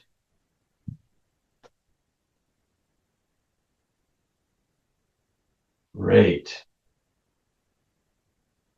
You just want to feel the breath flowing in and out, expanding and then relaxing. Well, this diaphragm goes all the way around the body, so it's 360 degrees. So we want to make sure that we're opening up not just the front of the body, but also the sides. So let's take a moment and place your hands at the waist, fingers in front, thumbs behind, and push in a little bit with your hands. And as you breathe, see if you can get a little bit of push out on your hands so that we're opening up the side part of the diaphragm. And you just want to kind of feel that right now. Just notice, do I get any movement here? Or does it feel like it's not moving much at all? Or maybe it's completely rigid. There's nothing happening here because there's more breath here or more it's just in the front. And just take a little sense of kind of like a little scan here. We're just checking in to notice how is the breath here on the side. So we inhale, we just want to see if we can push it out, and then we're going to re-engage the hand to help you with the exhale. So it's just a gentle little movement with the hands. I'm not trying to push in really hard. There's lovely ways to test this. Also, if you ever have trouble with doing this deep breathing, a great way to do it is lying down, and you could put a nice book there on the belly, not something really heavy, but a nice book, and just see if you can get a sense of it moving. To start to open up that connection with your deep abdominal breath. And now let's do the same thing for the lower back. We want to make sure the back part of the diaphragm is activated too. So one way to do that is hands can go on the small of your back, If you find that hard for your shoulders, feel free to use the backs of the hands. If that's still awkward for your shoulders, keep your hands on the side, but see if you can bring your thumbs a little further back into the lower back area around the kidneys. So find the one that works for you. I'm going to take my palms and place them on my lower back. And take a breath in. And as you do, let your tailbone slightly tuck. And then just let it roll back into position. And that's going to help to feel this expansion into your lower back. Almost like you get a sense of your kidneys are breathing like lungs. Inhale, slight drop of the tailbone, and exhale, let it just kind of roll back. And smile, you're breathing, you're checking in. We're just saying if we can get a sense of this. Good. And one more breath. Good. All right. And now take one hand, place it at the navel, and put another hand at the chest. And let's see how we can get, if we can get that wave going up and down. Starting the breath here, see if you can get some expansion. It just kind of starts to fill up like a glass of water filling up till the top of the lungs are full. And then the exhale starts here and it empties out just like a glass of water until that last strip of energy is out and the abdomen can just fully relax again. And then next breath comes in, it starts at the bottom. Kind of rolls all the way up to the top of the lungs and then exhale. Let it flow back down from the top of the lungs. The diaphragm releases and the abdomen can relax. Try that a couple more times and just check in and see how that is for you.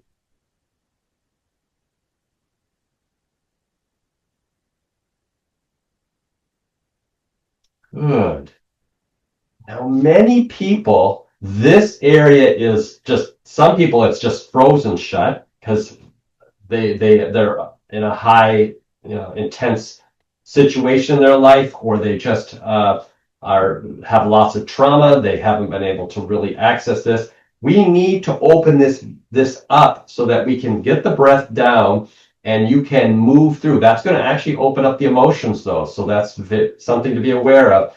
Because if you're breathing deep, you're feeling, you're processing, you're allowing things to move. You're not stuck in a frozen position. So we want to make sure this is open. So this is the way we're going to do this to kind of get a sense of how to open up areas that are blocked in your diaphragm for yourself or maybe people that you care about. So one way to do that, I'll talk about it first and then we'll do it. We're going to start by we do want to breathe into the chest. We're going to breathe into the lungs, not into the lower abdomen. Breathe into the lungs. And then you're going to get a sense like you're bearing down on this muscle. So you're going to kind of push down on that. And what we're going to do, you can just watch for a moment. We're just going to circle the shoulders, kind of like a rolling pin, kind of moving its way around the muscle here as we create this pressure from our bearing down to kind of loosen up those areas where it might be stuck or blocked in some way. So let's do a little play with that today and get a sense of that. So bring your hands to your waist, once again, holding the waist.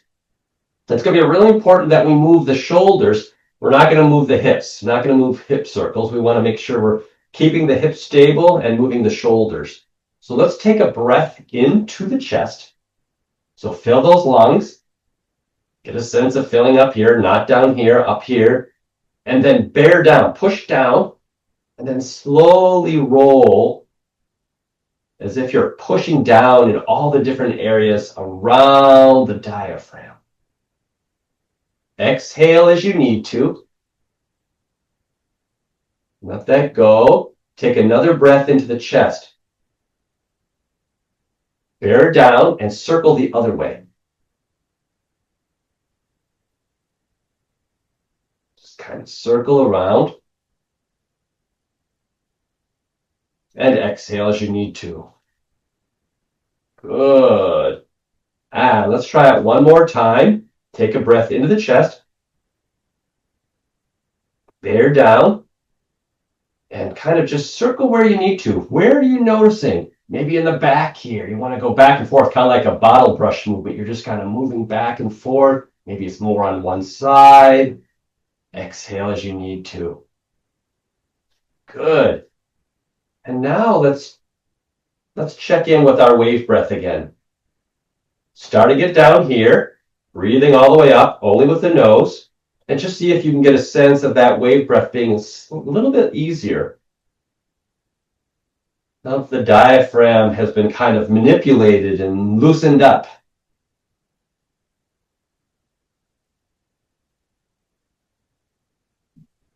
Good. Wonderful. All right. And let's just try just a couple more rounds of that same thing again. So bring your hands down. Let's just try it one more time. Take a breath in, into the chest. Bear down.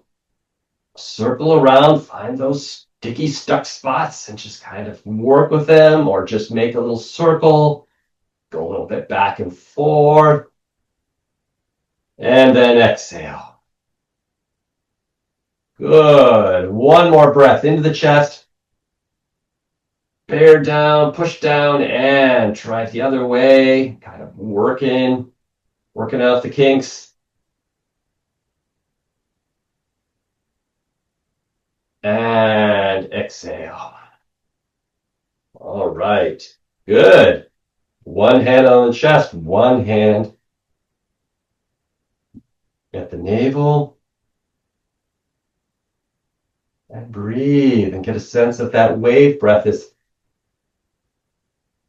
Just notice how that kind of worked that muscle a little bit. So now that we can invite more chi to flow through there, more energy of that breath to come in, to expand out, to help move the blood, to help move any stuck emotions, stuck energy, fill in areas where it's weak. Good. And then just check here, once again, just here. We tested at the beginning. Let's just notice how that is now. It's a little bit easier to feel some expansion on the inhale and relaxation on the exhale.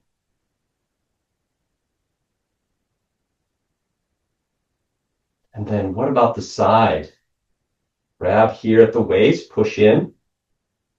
See if it's a little bit easier to push out. We only did it for a short time. You can always do this a lot longer. Let's give you a taste of it. It's a great one to play with and work with a little bit more if this is something that really feels like it would really help you. And then let's move to the lower back. I'm going to use my palms again. You can find out which one works best, back of the hands or maybe the thumbs a little further back. And take a breath in and let's drop that tailbone.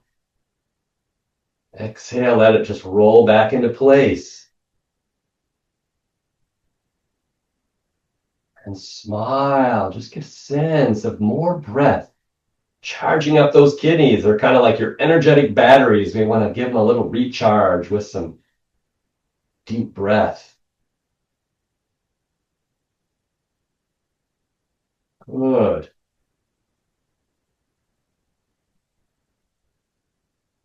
All right. And then bring your hands back to the navel. Let your feet come a little closer together. And let's lock this energy in.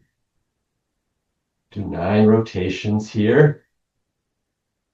And reverse it for 9 more.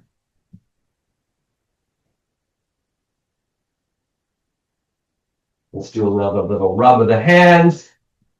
Bring some more flow into the eyes, optic nerves in the brain, just like we did earlier. Let it flow down the spine. A little wash of the face, up the center, down over the ears. A little tap of the forehead, crown of the head, side of the head, back of the head, back of the neck. Let's come down and tap from the shoulder to the palm. Up the back side. Let's stay on the side and just go down from your underarm to the waistline, and then let's do the other side. Down from the shoulder to the palm and up the back. Slightly different way of closing. Go down from the underarm to the waist. Tap of the heart, lungs, to the digestive organs. Make a little circle up the right, down the left, up the right, down the left. One more. Tap beneath the navel. Come around the chi belt, the waistline here, and then do a little tap in the kidneys, lower back. And then let's start at the hips, buttocks area, and tap down the outer legs. So wherever you can reach, move around the feet and toes if you can, and then back up the inner. Tap right here at the leg gates area and the pelvic area, and then stimulate Sea of Chi. And back in our standing posture, let's have a moment just to breathe in and out through the nose and just see, how is that? How is that flow? Is it a little bit easier now that we've loosened up the diaphragm? Can it be a more relaxed breath, or is it still some tension there that you could use a little more? Yeah. Thank you, everyone. Breath work is so important.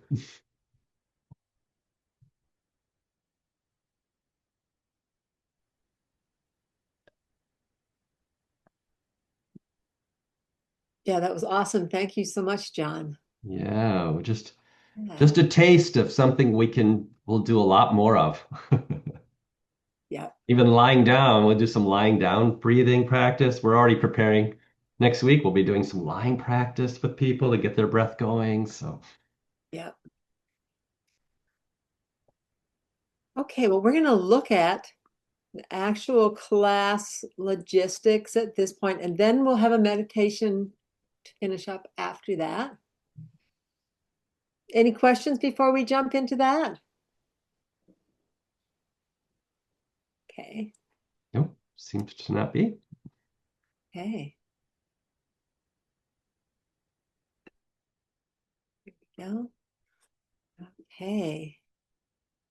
So more information about the training. So the year is, it's 4 seminars. I talked about the original syllabus. So the original syllabus was 4 seminars. It was before anybody did anything online. That was some sort of a weird dream. It was all in person. And so for many years, like I started teaching back in 73, back in 2003. So it was very much in person. Yeah, Actually, I was right. doing it one night a week. It was quite different. But then I'm pretty much immediately got into 5-day seminars. And so the way that we do it, each seminar is 10 days, and they're divided into 2 because it's online and we don't want anyone to spend a whole day on the computer. So we have these days that are basically 4-hour days.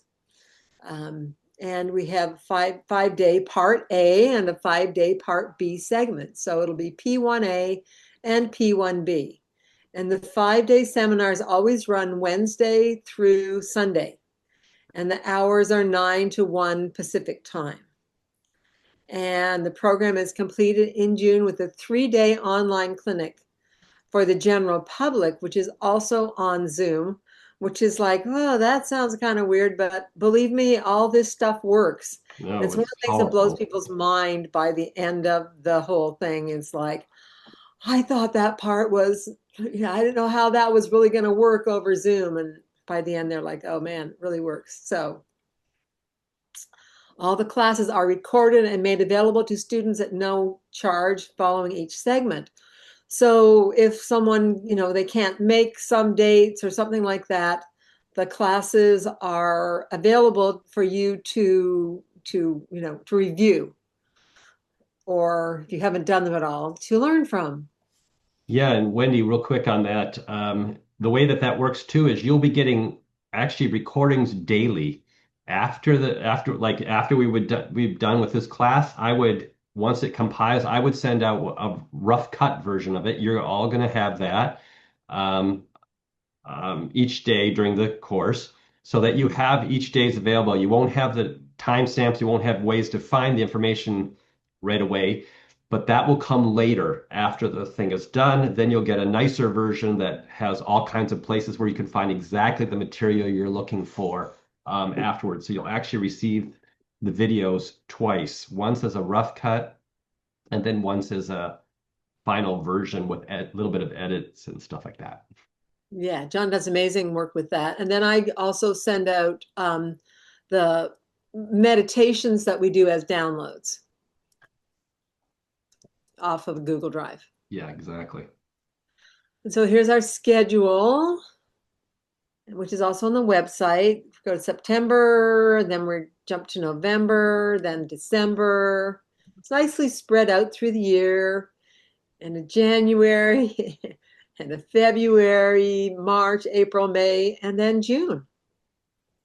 And people love the clinic. People are who don't do it. They're like, well, do I really need to do the clinic? And then they're like, oh my God, the clinic was just took this now to the level where I feel like I can offer this to people. And it makes a huge difference. So it's also mandatory.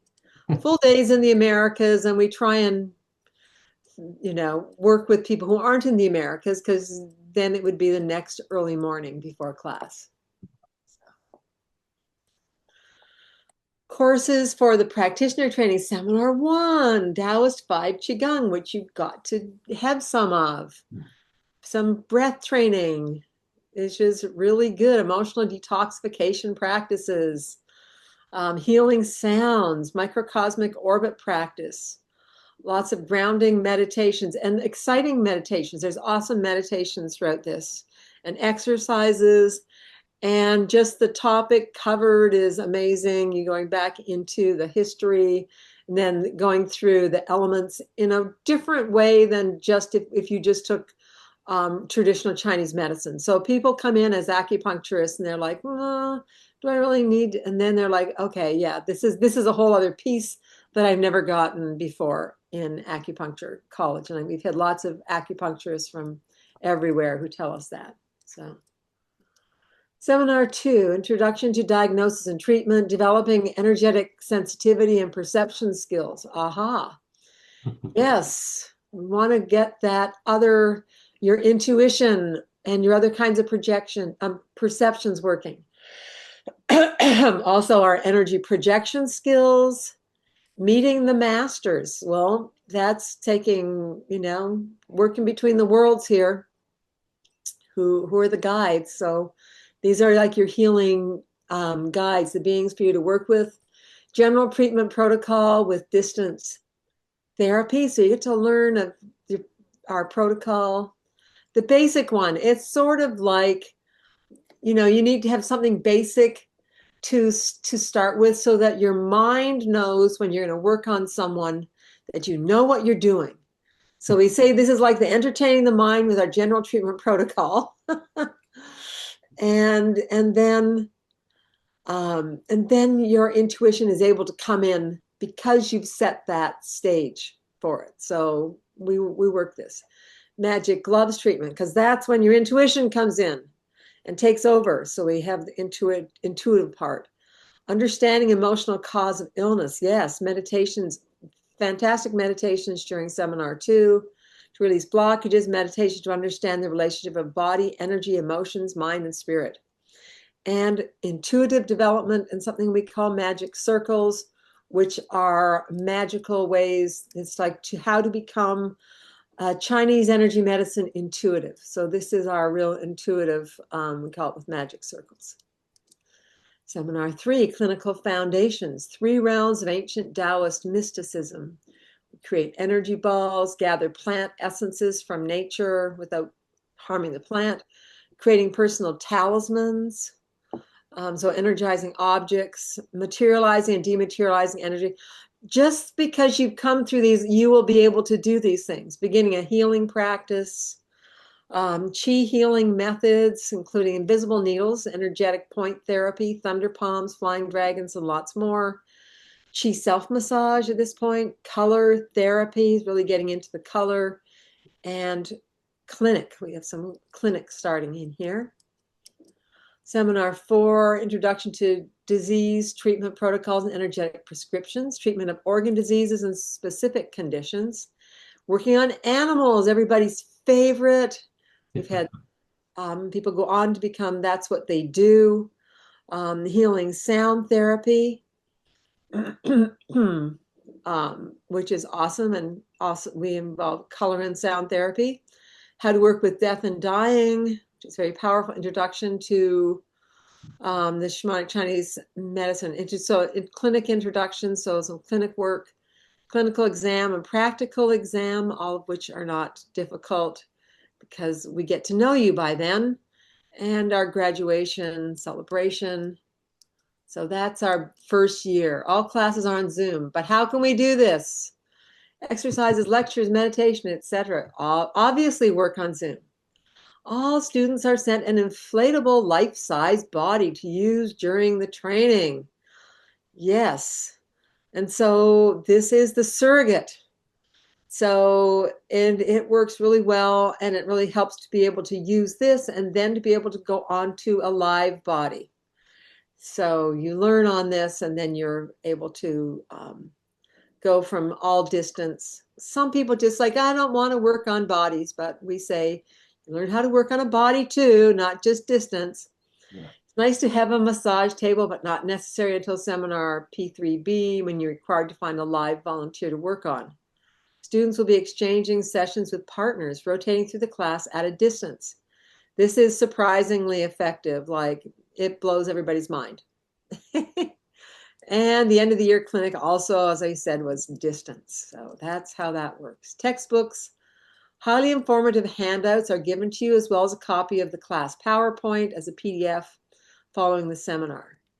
Textbooks are not required for Seminar 1, but highly recommended and are a huge asset throughout the practitioner training, and they're required beyond Seminar 2. At least we like them to be there. We really like them. You'd get books. Okay, you can order the books on the website and they'll be shipped promptly. Yes, or you can get the ones that are electronic versions. Practice, homework, and exams. This class is life-changing, and practicing the exercises, meditations, and session work is the foundation for that transformation. We would like it to be an hour per day. And that will change your life if you do an hour per day. We will be setting up support groups and our mentors. It's WhatsApp groups. I should take out the mentors on there to keep the energy going between classes. The mentors are just other people who get on to and help us with the WhatsApp group. And that makes a difference. There are homework exams following each seminar. This is an opportunity to review what was taught and assimilate the information and practices. And you can do it, and you can set up groups to do it on WhatsApp. So the students are starting to love doing that, doing their homework together. And they'll also get on the WhatsApp and say, hey, I'm stuck on question 5. Anybody tell me, what you think question 5's about? At the end of the 4th seminar, there's a practical and written exam, but we've already been watching our students work throughout the year, so no worries, and you'll be 100% prepared. We are proud that all of our students have passed the exam. The certification levels, Empty Mountain, Medical Qigong Practitioner certification. Just complete all the courses, the clinical hours, homework exams, and final exam, and you get that. Our EM, Medical Qigong Practitioner. If you want to get the Shamanic Chinese Medicine Practitioner, then you complete that plus channeling 1 course. The IIMQ and Shamanic Chinese Medicine Medical Qigong Practitioner certification. So that's our other institute. So the IIMQ is no longer around, but we set up another one, the International Institute of Qigong and Shamanic Chinese Medicine. And the Medical Qigong Practitioner training just is all those things that we said, plus 48 hours of clinical externship, which means on your own. And then it's the same thing to get the certification for the Shamanic Chinese Medicine with the IIQ-SCM. Then that is just plus the 48 hours. And the levels of training, practitioner training for seminars complete in 1 year, plus clinic. Therapist training 4 seminars, along with TCM, 50 hours if you don't already have it. A&P, anatomy and physiology, don't ever have it, 100 hours, completed over 2 years. You don't need that part for the Empty Mountain certification. You don't need to have the TCM and the A&P. But we do the therapist over 2 years, but it runs consecutively with the master's program. So you are able to take 2 therapists and 2 master seminars at the same time if you want to complete in 3 years. A lot of our students are like, wow, practitioner was a lot. I'm just going to take it easy and just do 2 seminars this year. So we have quite a few people taking 2 seminars and the therapist this year. The next year, they're going to take the 2 therapists and 2 masters, and then they'll finish off with masters. So people do that in all different ways, or you can just take 5 years to do it. It's up to you. And then we have had a doctoral program, currently not scheduled, which was over 3 years. So we did run that one. Shamanic requirements, as we said, channeling 1 for practitioner, therapist, mediumship, or channeling 2, and it masters all channeling series plus the light body meditation, the Awakening Your Light Body series. Benefits is actually an accelerated path of spiritual growth, masquerading as an energy healer course. You will be transformed at every level, truly embody what it means to be a magical, intuitive healer. You will learn the ancient arts of the Wu shamans. These are for real magic abilities that you really can't believe you're capable of, and yet you will be doing this work. You become part of a community of healers who support each other and have each other's back, and you'll be doing amazing work. And it's important to have friends who you can share with. And that's also very true. Tuition, the whole course, 4 10-day seminars, and a 3-day clinic for $4,355 USD. Seminars $995, total of $3,980 plus the $375 for the clinic. If you do the seminar by video, you can take the seminar without charge when it's offered again. Canadian students are welcome to paying Canadian dollars with a discount to just $200 Canadian extra per seminar and $450 for the clinic. We want this course to be affordable. And if you're not going to do the whole thing, each seminar is $10.95, but you do have to do them consecutively. So it's a saving of $400 over the year to commit to the year.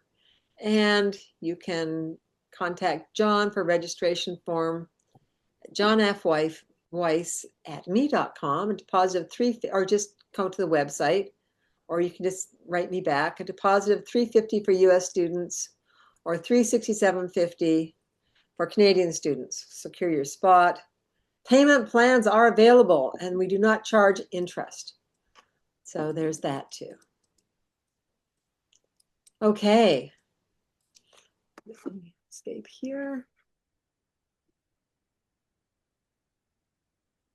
Go. Okay, we need to do our meditation now. After all that. Good thing that the guides always make it magical and a lot happens in a short period of time because we don't like to run over, but oh no. Oh shoot. Uh-oh. Just a moment. Okay, it's okay. My I've just had to put in a new upgrade, and here's the music. Thaddeus. Where's the Thaddeus music? Okay. Oh, it started. That works. Yeah. Okay. That's funny. I wasn't what I was going to play, but maybe it wants to. I think I'm going to play this one. Okay. Hey, a little channeled meditation for everyone. Oh, wait a second. I don't hear any music yet. I know. Okay. Sorry about that. Here we go. We'll just get that going. One. And there. Okay. I just put in the latest, Mac version, and then all of a sudden everything's in the wrong place for me. Yeah, right. Ah. Oh, boy, this is weird. Oh, great. Oh, no. Oh, it doesn't say I'm sharing music. Okay, it's share. Oh, no. So it doesn't show me my music share, but I'll assume it's there. It says Wendy's computer sound. It says something, but I don't hear Okay, anything. well, good. It doesn't tell me that. Oh, it does over there. Jeez. Okay, got it. That's okay. All right. Can you hear that, John? Yes, it's very light.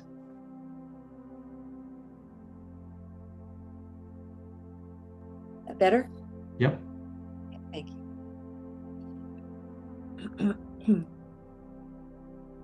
Welcome and blessings to you all. We're very glad for you to be here, and we are happy to connect with you and to your wonderful energies. And so now, finding a good sitting posture, if you haven't already, breathing deeply, breathing and smiling.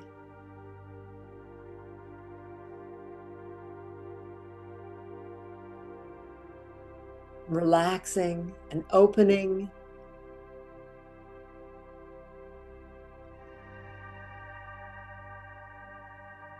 Getting in touch with the beautiful golden light above you. A beautiful sunrise, and that light touching your eyes and your third eye and opening you up in a wonderful way to a beautiful energy, a healing energy. And inviting this light now pour over you, pour down the front of your body to your feet. More of this golden light pouring down from the back of the head, down the back of the body to your feet. Inviting in more of this light. This light now coming in through the crown and illuminating the brain, the left hemisphere of the brain, the right hemisphere, the glands of the brain, the pineal, the pituitary, thalamus, hypothalamus, the brain stem. Good. Golden light now filling your eyes, the optic nerves, visual cortex. Golden light filling the ears, the inner ears, sinus cavities.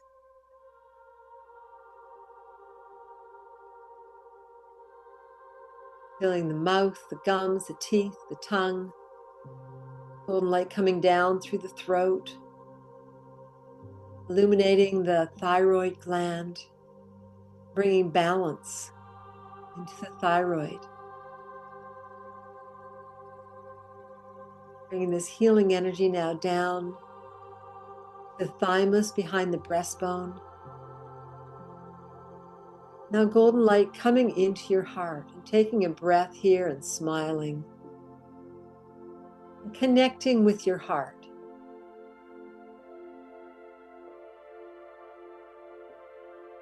Seeing how much you can be in your heart. How much awareness you can have here. Your heart and the heart center. The center of the chest. Good, and then bringing this golden light up into your lungs, smiling to your lungs, taking a lovely breath. Feel your lungs glowing with this beautiful healing light. Then the healing light descending to the liver on the right, moving through the liver.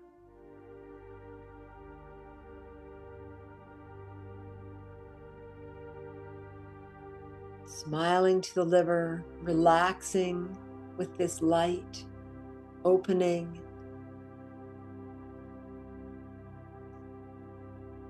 Then coming across to the spleen, beneath the rib cage on the left, smiling to the spleen. Golden light. Golden is the color of the spleen. The spleen enjoying this golden light, and also the pancreas, its partner, bringing them this wonderful healing energy. And coming back to the kidneys,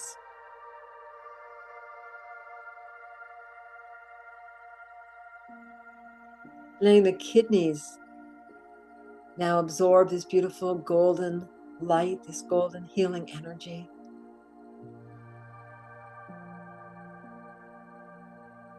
Opening, filling. Again, relaxing.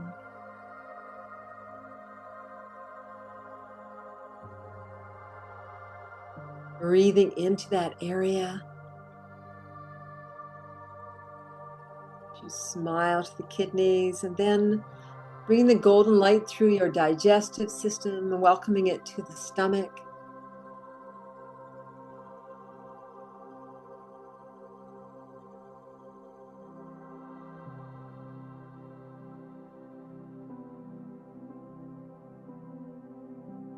Good, into the gallbladder. Bring the golden light further down into the small intestine and through the small intestine, healing and transforming. Down into the colon, the ascending colon on the right, filling with golden light, coming across the transverse colon, down the descending colon on the left, down to the sigmoid colon and the rectum, filling the bladder with beautiful golden light, filling the reproductive organs with this light.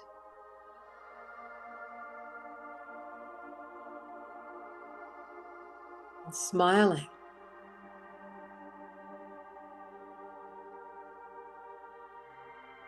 Good.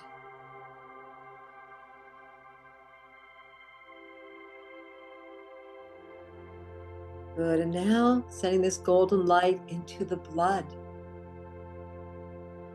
Imagine it moving through all the vascular system of the body.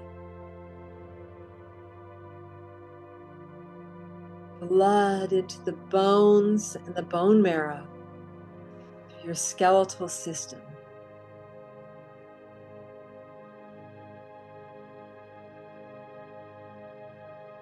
Good, and then expanding outward.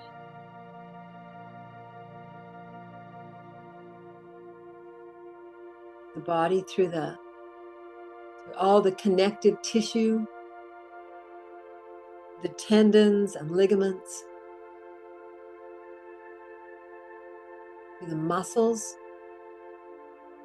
flesh, the skin, the golden light now moving out into the fields of energy around you, out into the physical field, out into the energetic field, out into the spiritual field, so that you're in a wonderful cocoon, a wonderful bubble of golden light.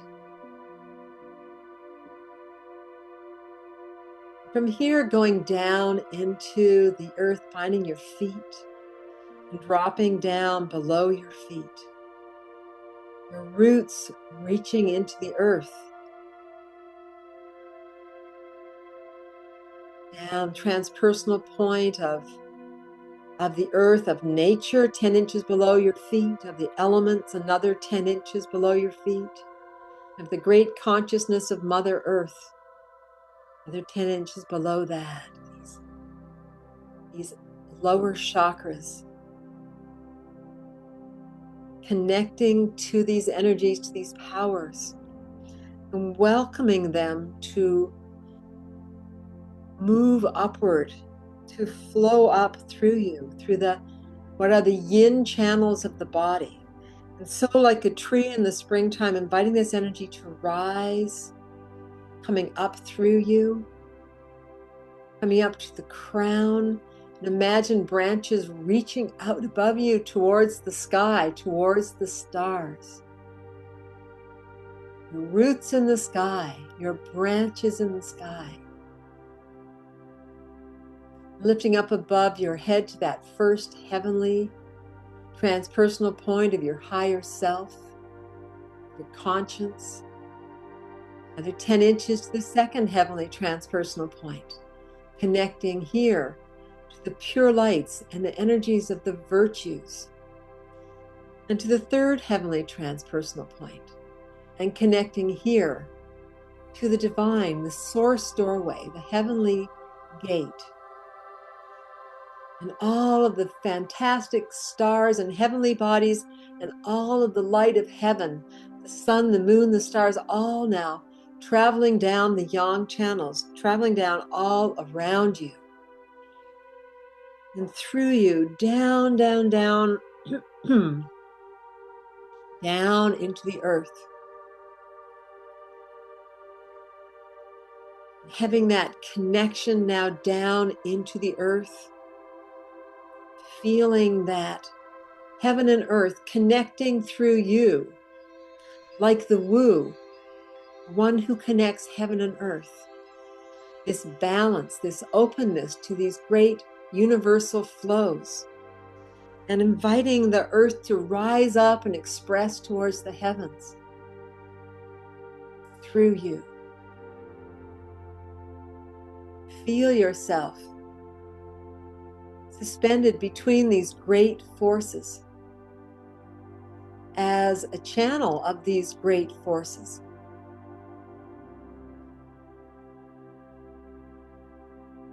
That this is who you are, this is your true nature.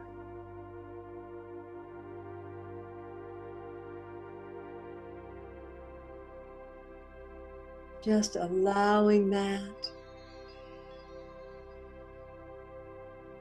Feeling your roots, feeling your branches in the sky.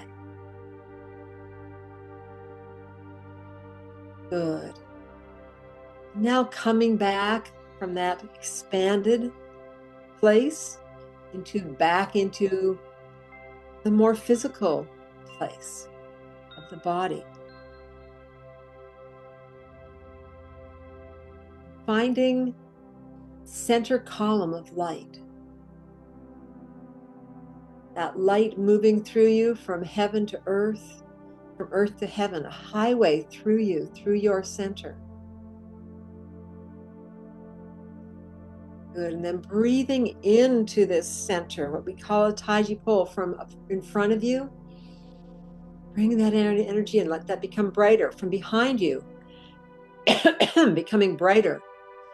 From the right side, pulling that in, becoming brighter. From the left side, brighter.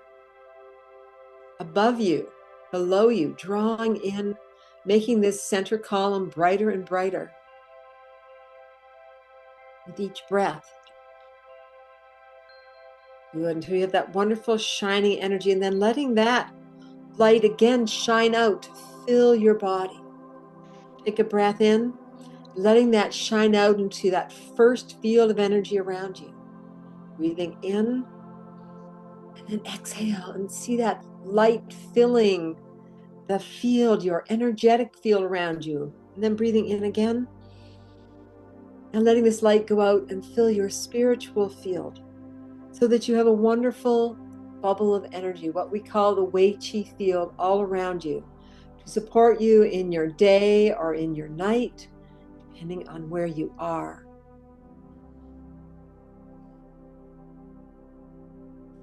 Just enjoy that space.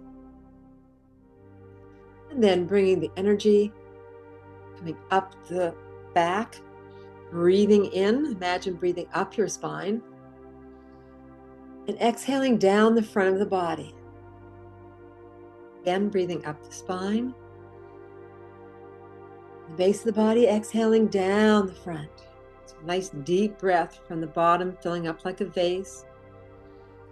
up the spine and down the front. Exhaling. And gathering the energy now at the navel.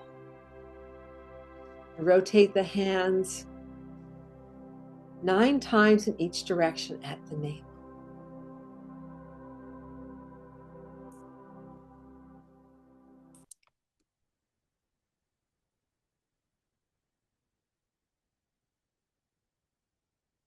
Good. And then rubbing the hands together.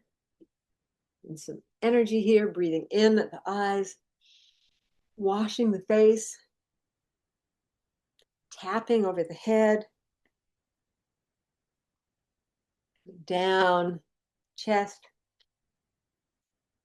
down the arms, back of the arms, other side, arm, back of the arm, around chest.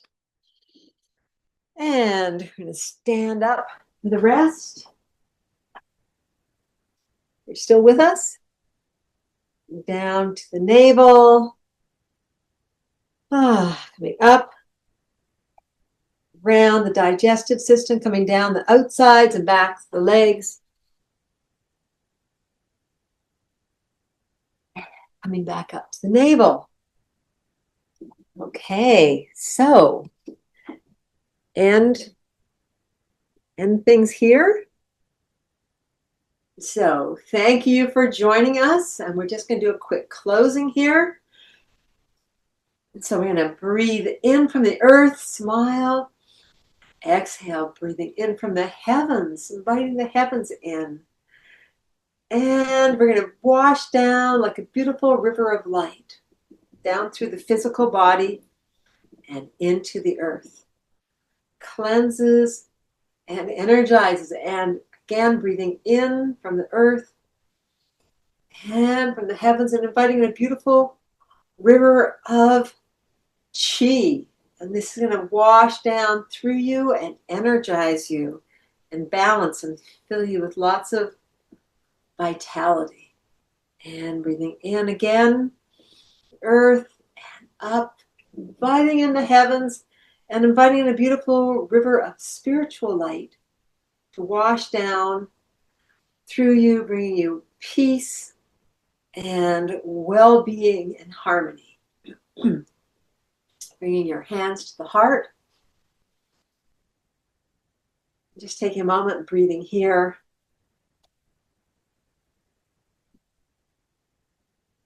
And we thank all of you for coming and joining with us, watching this, whether live or later as a video. Thank you.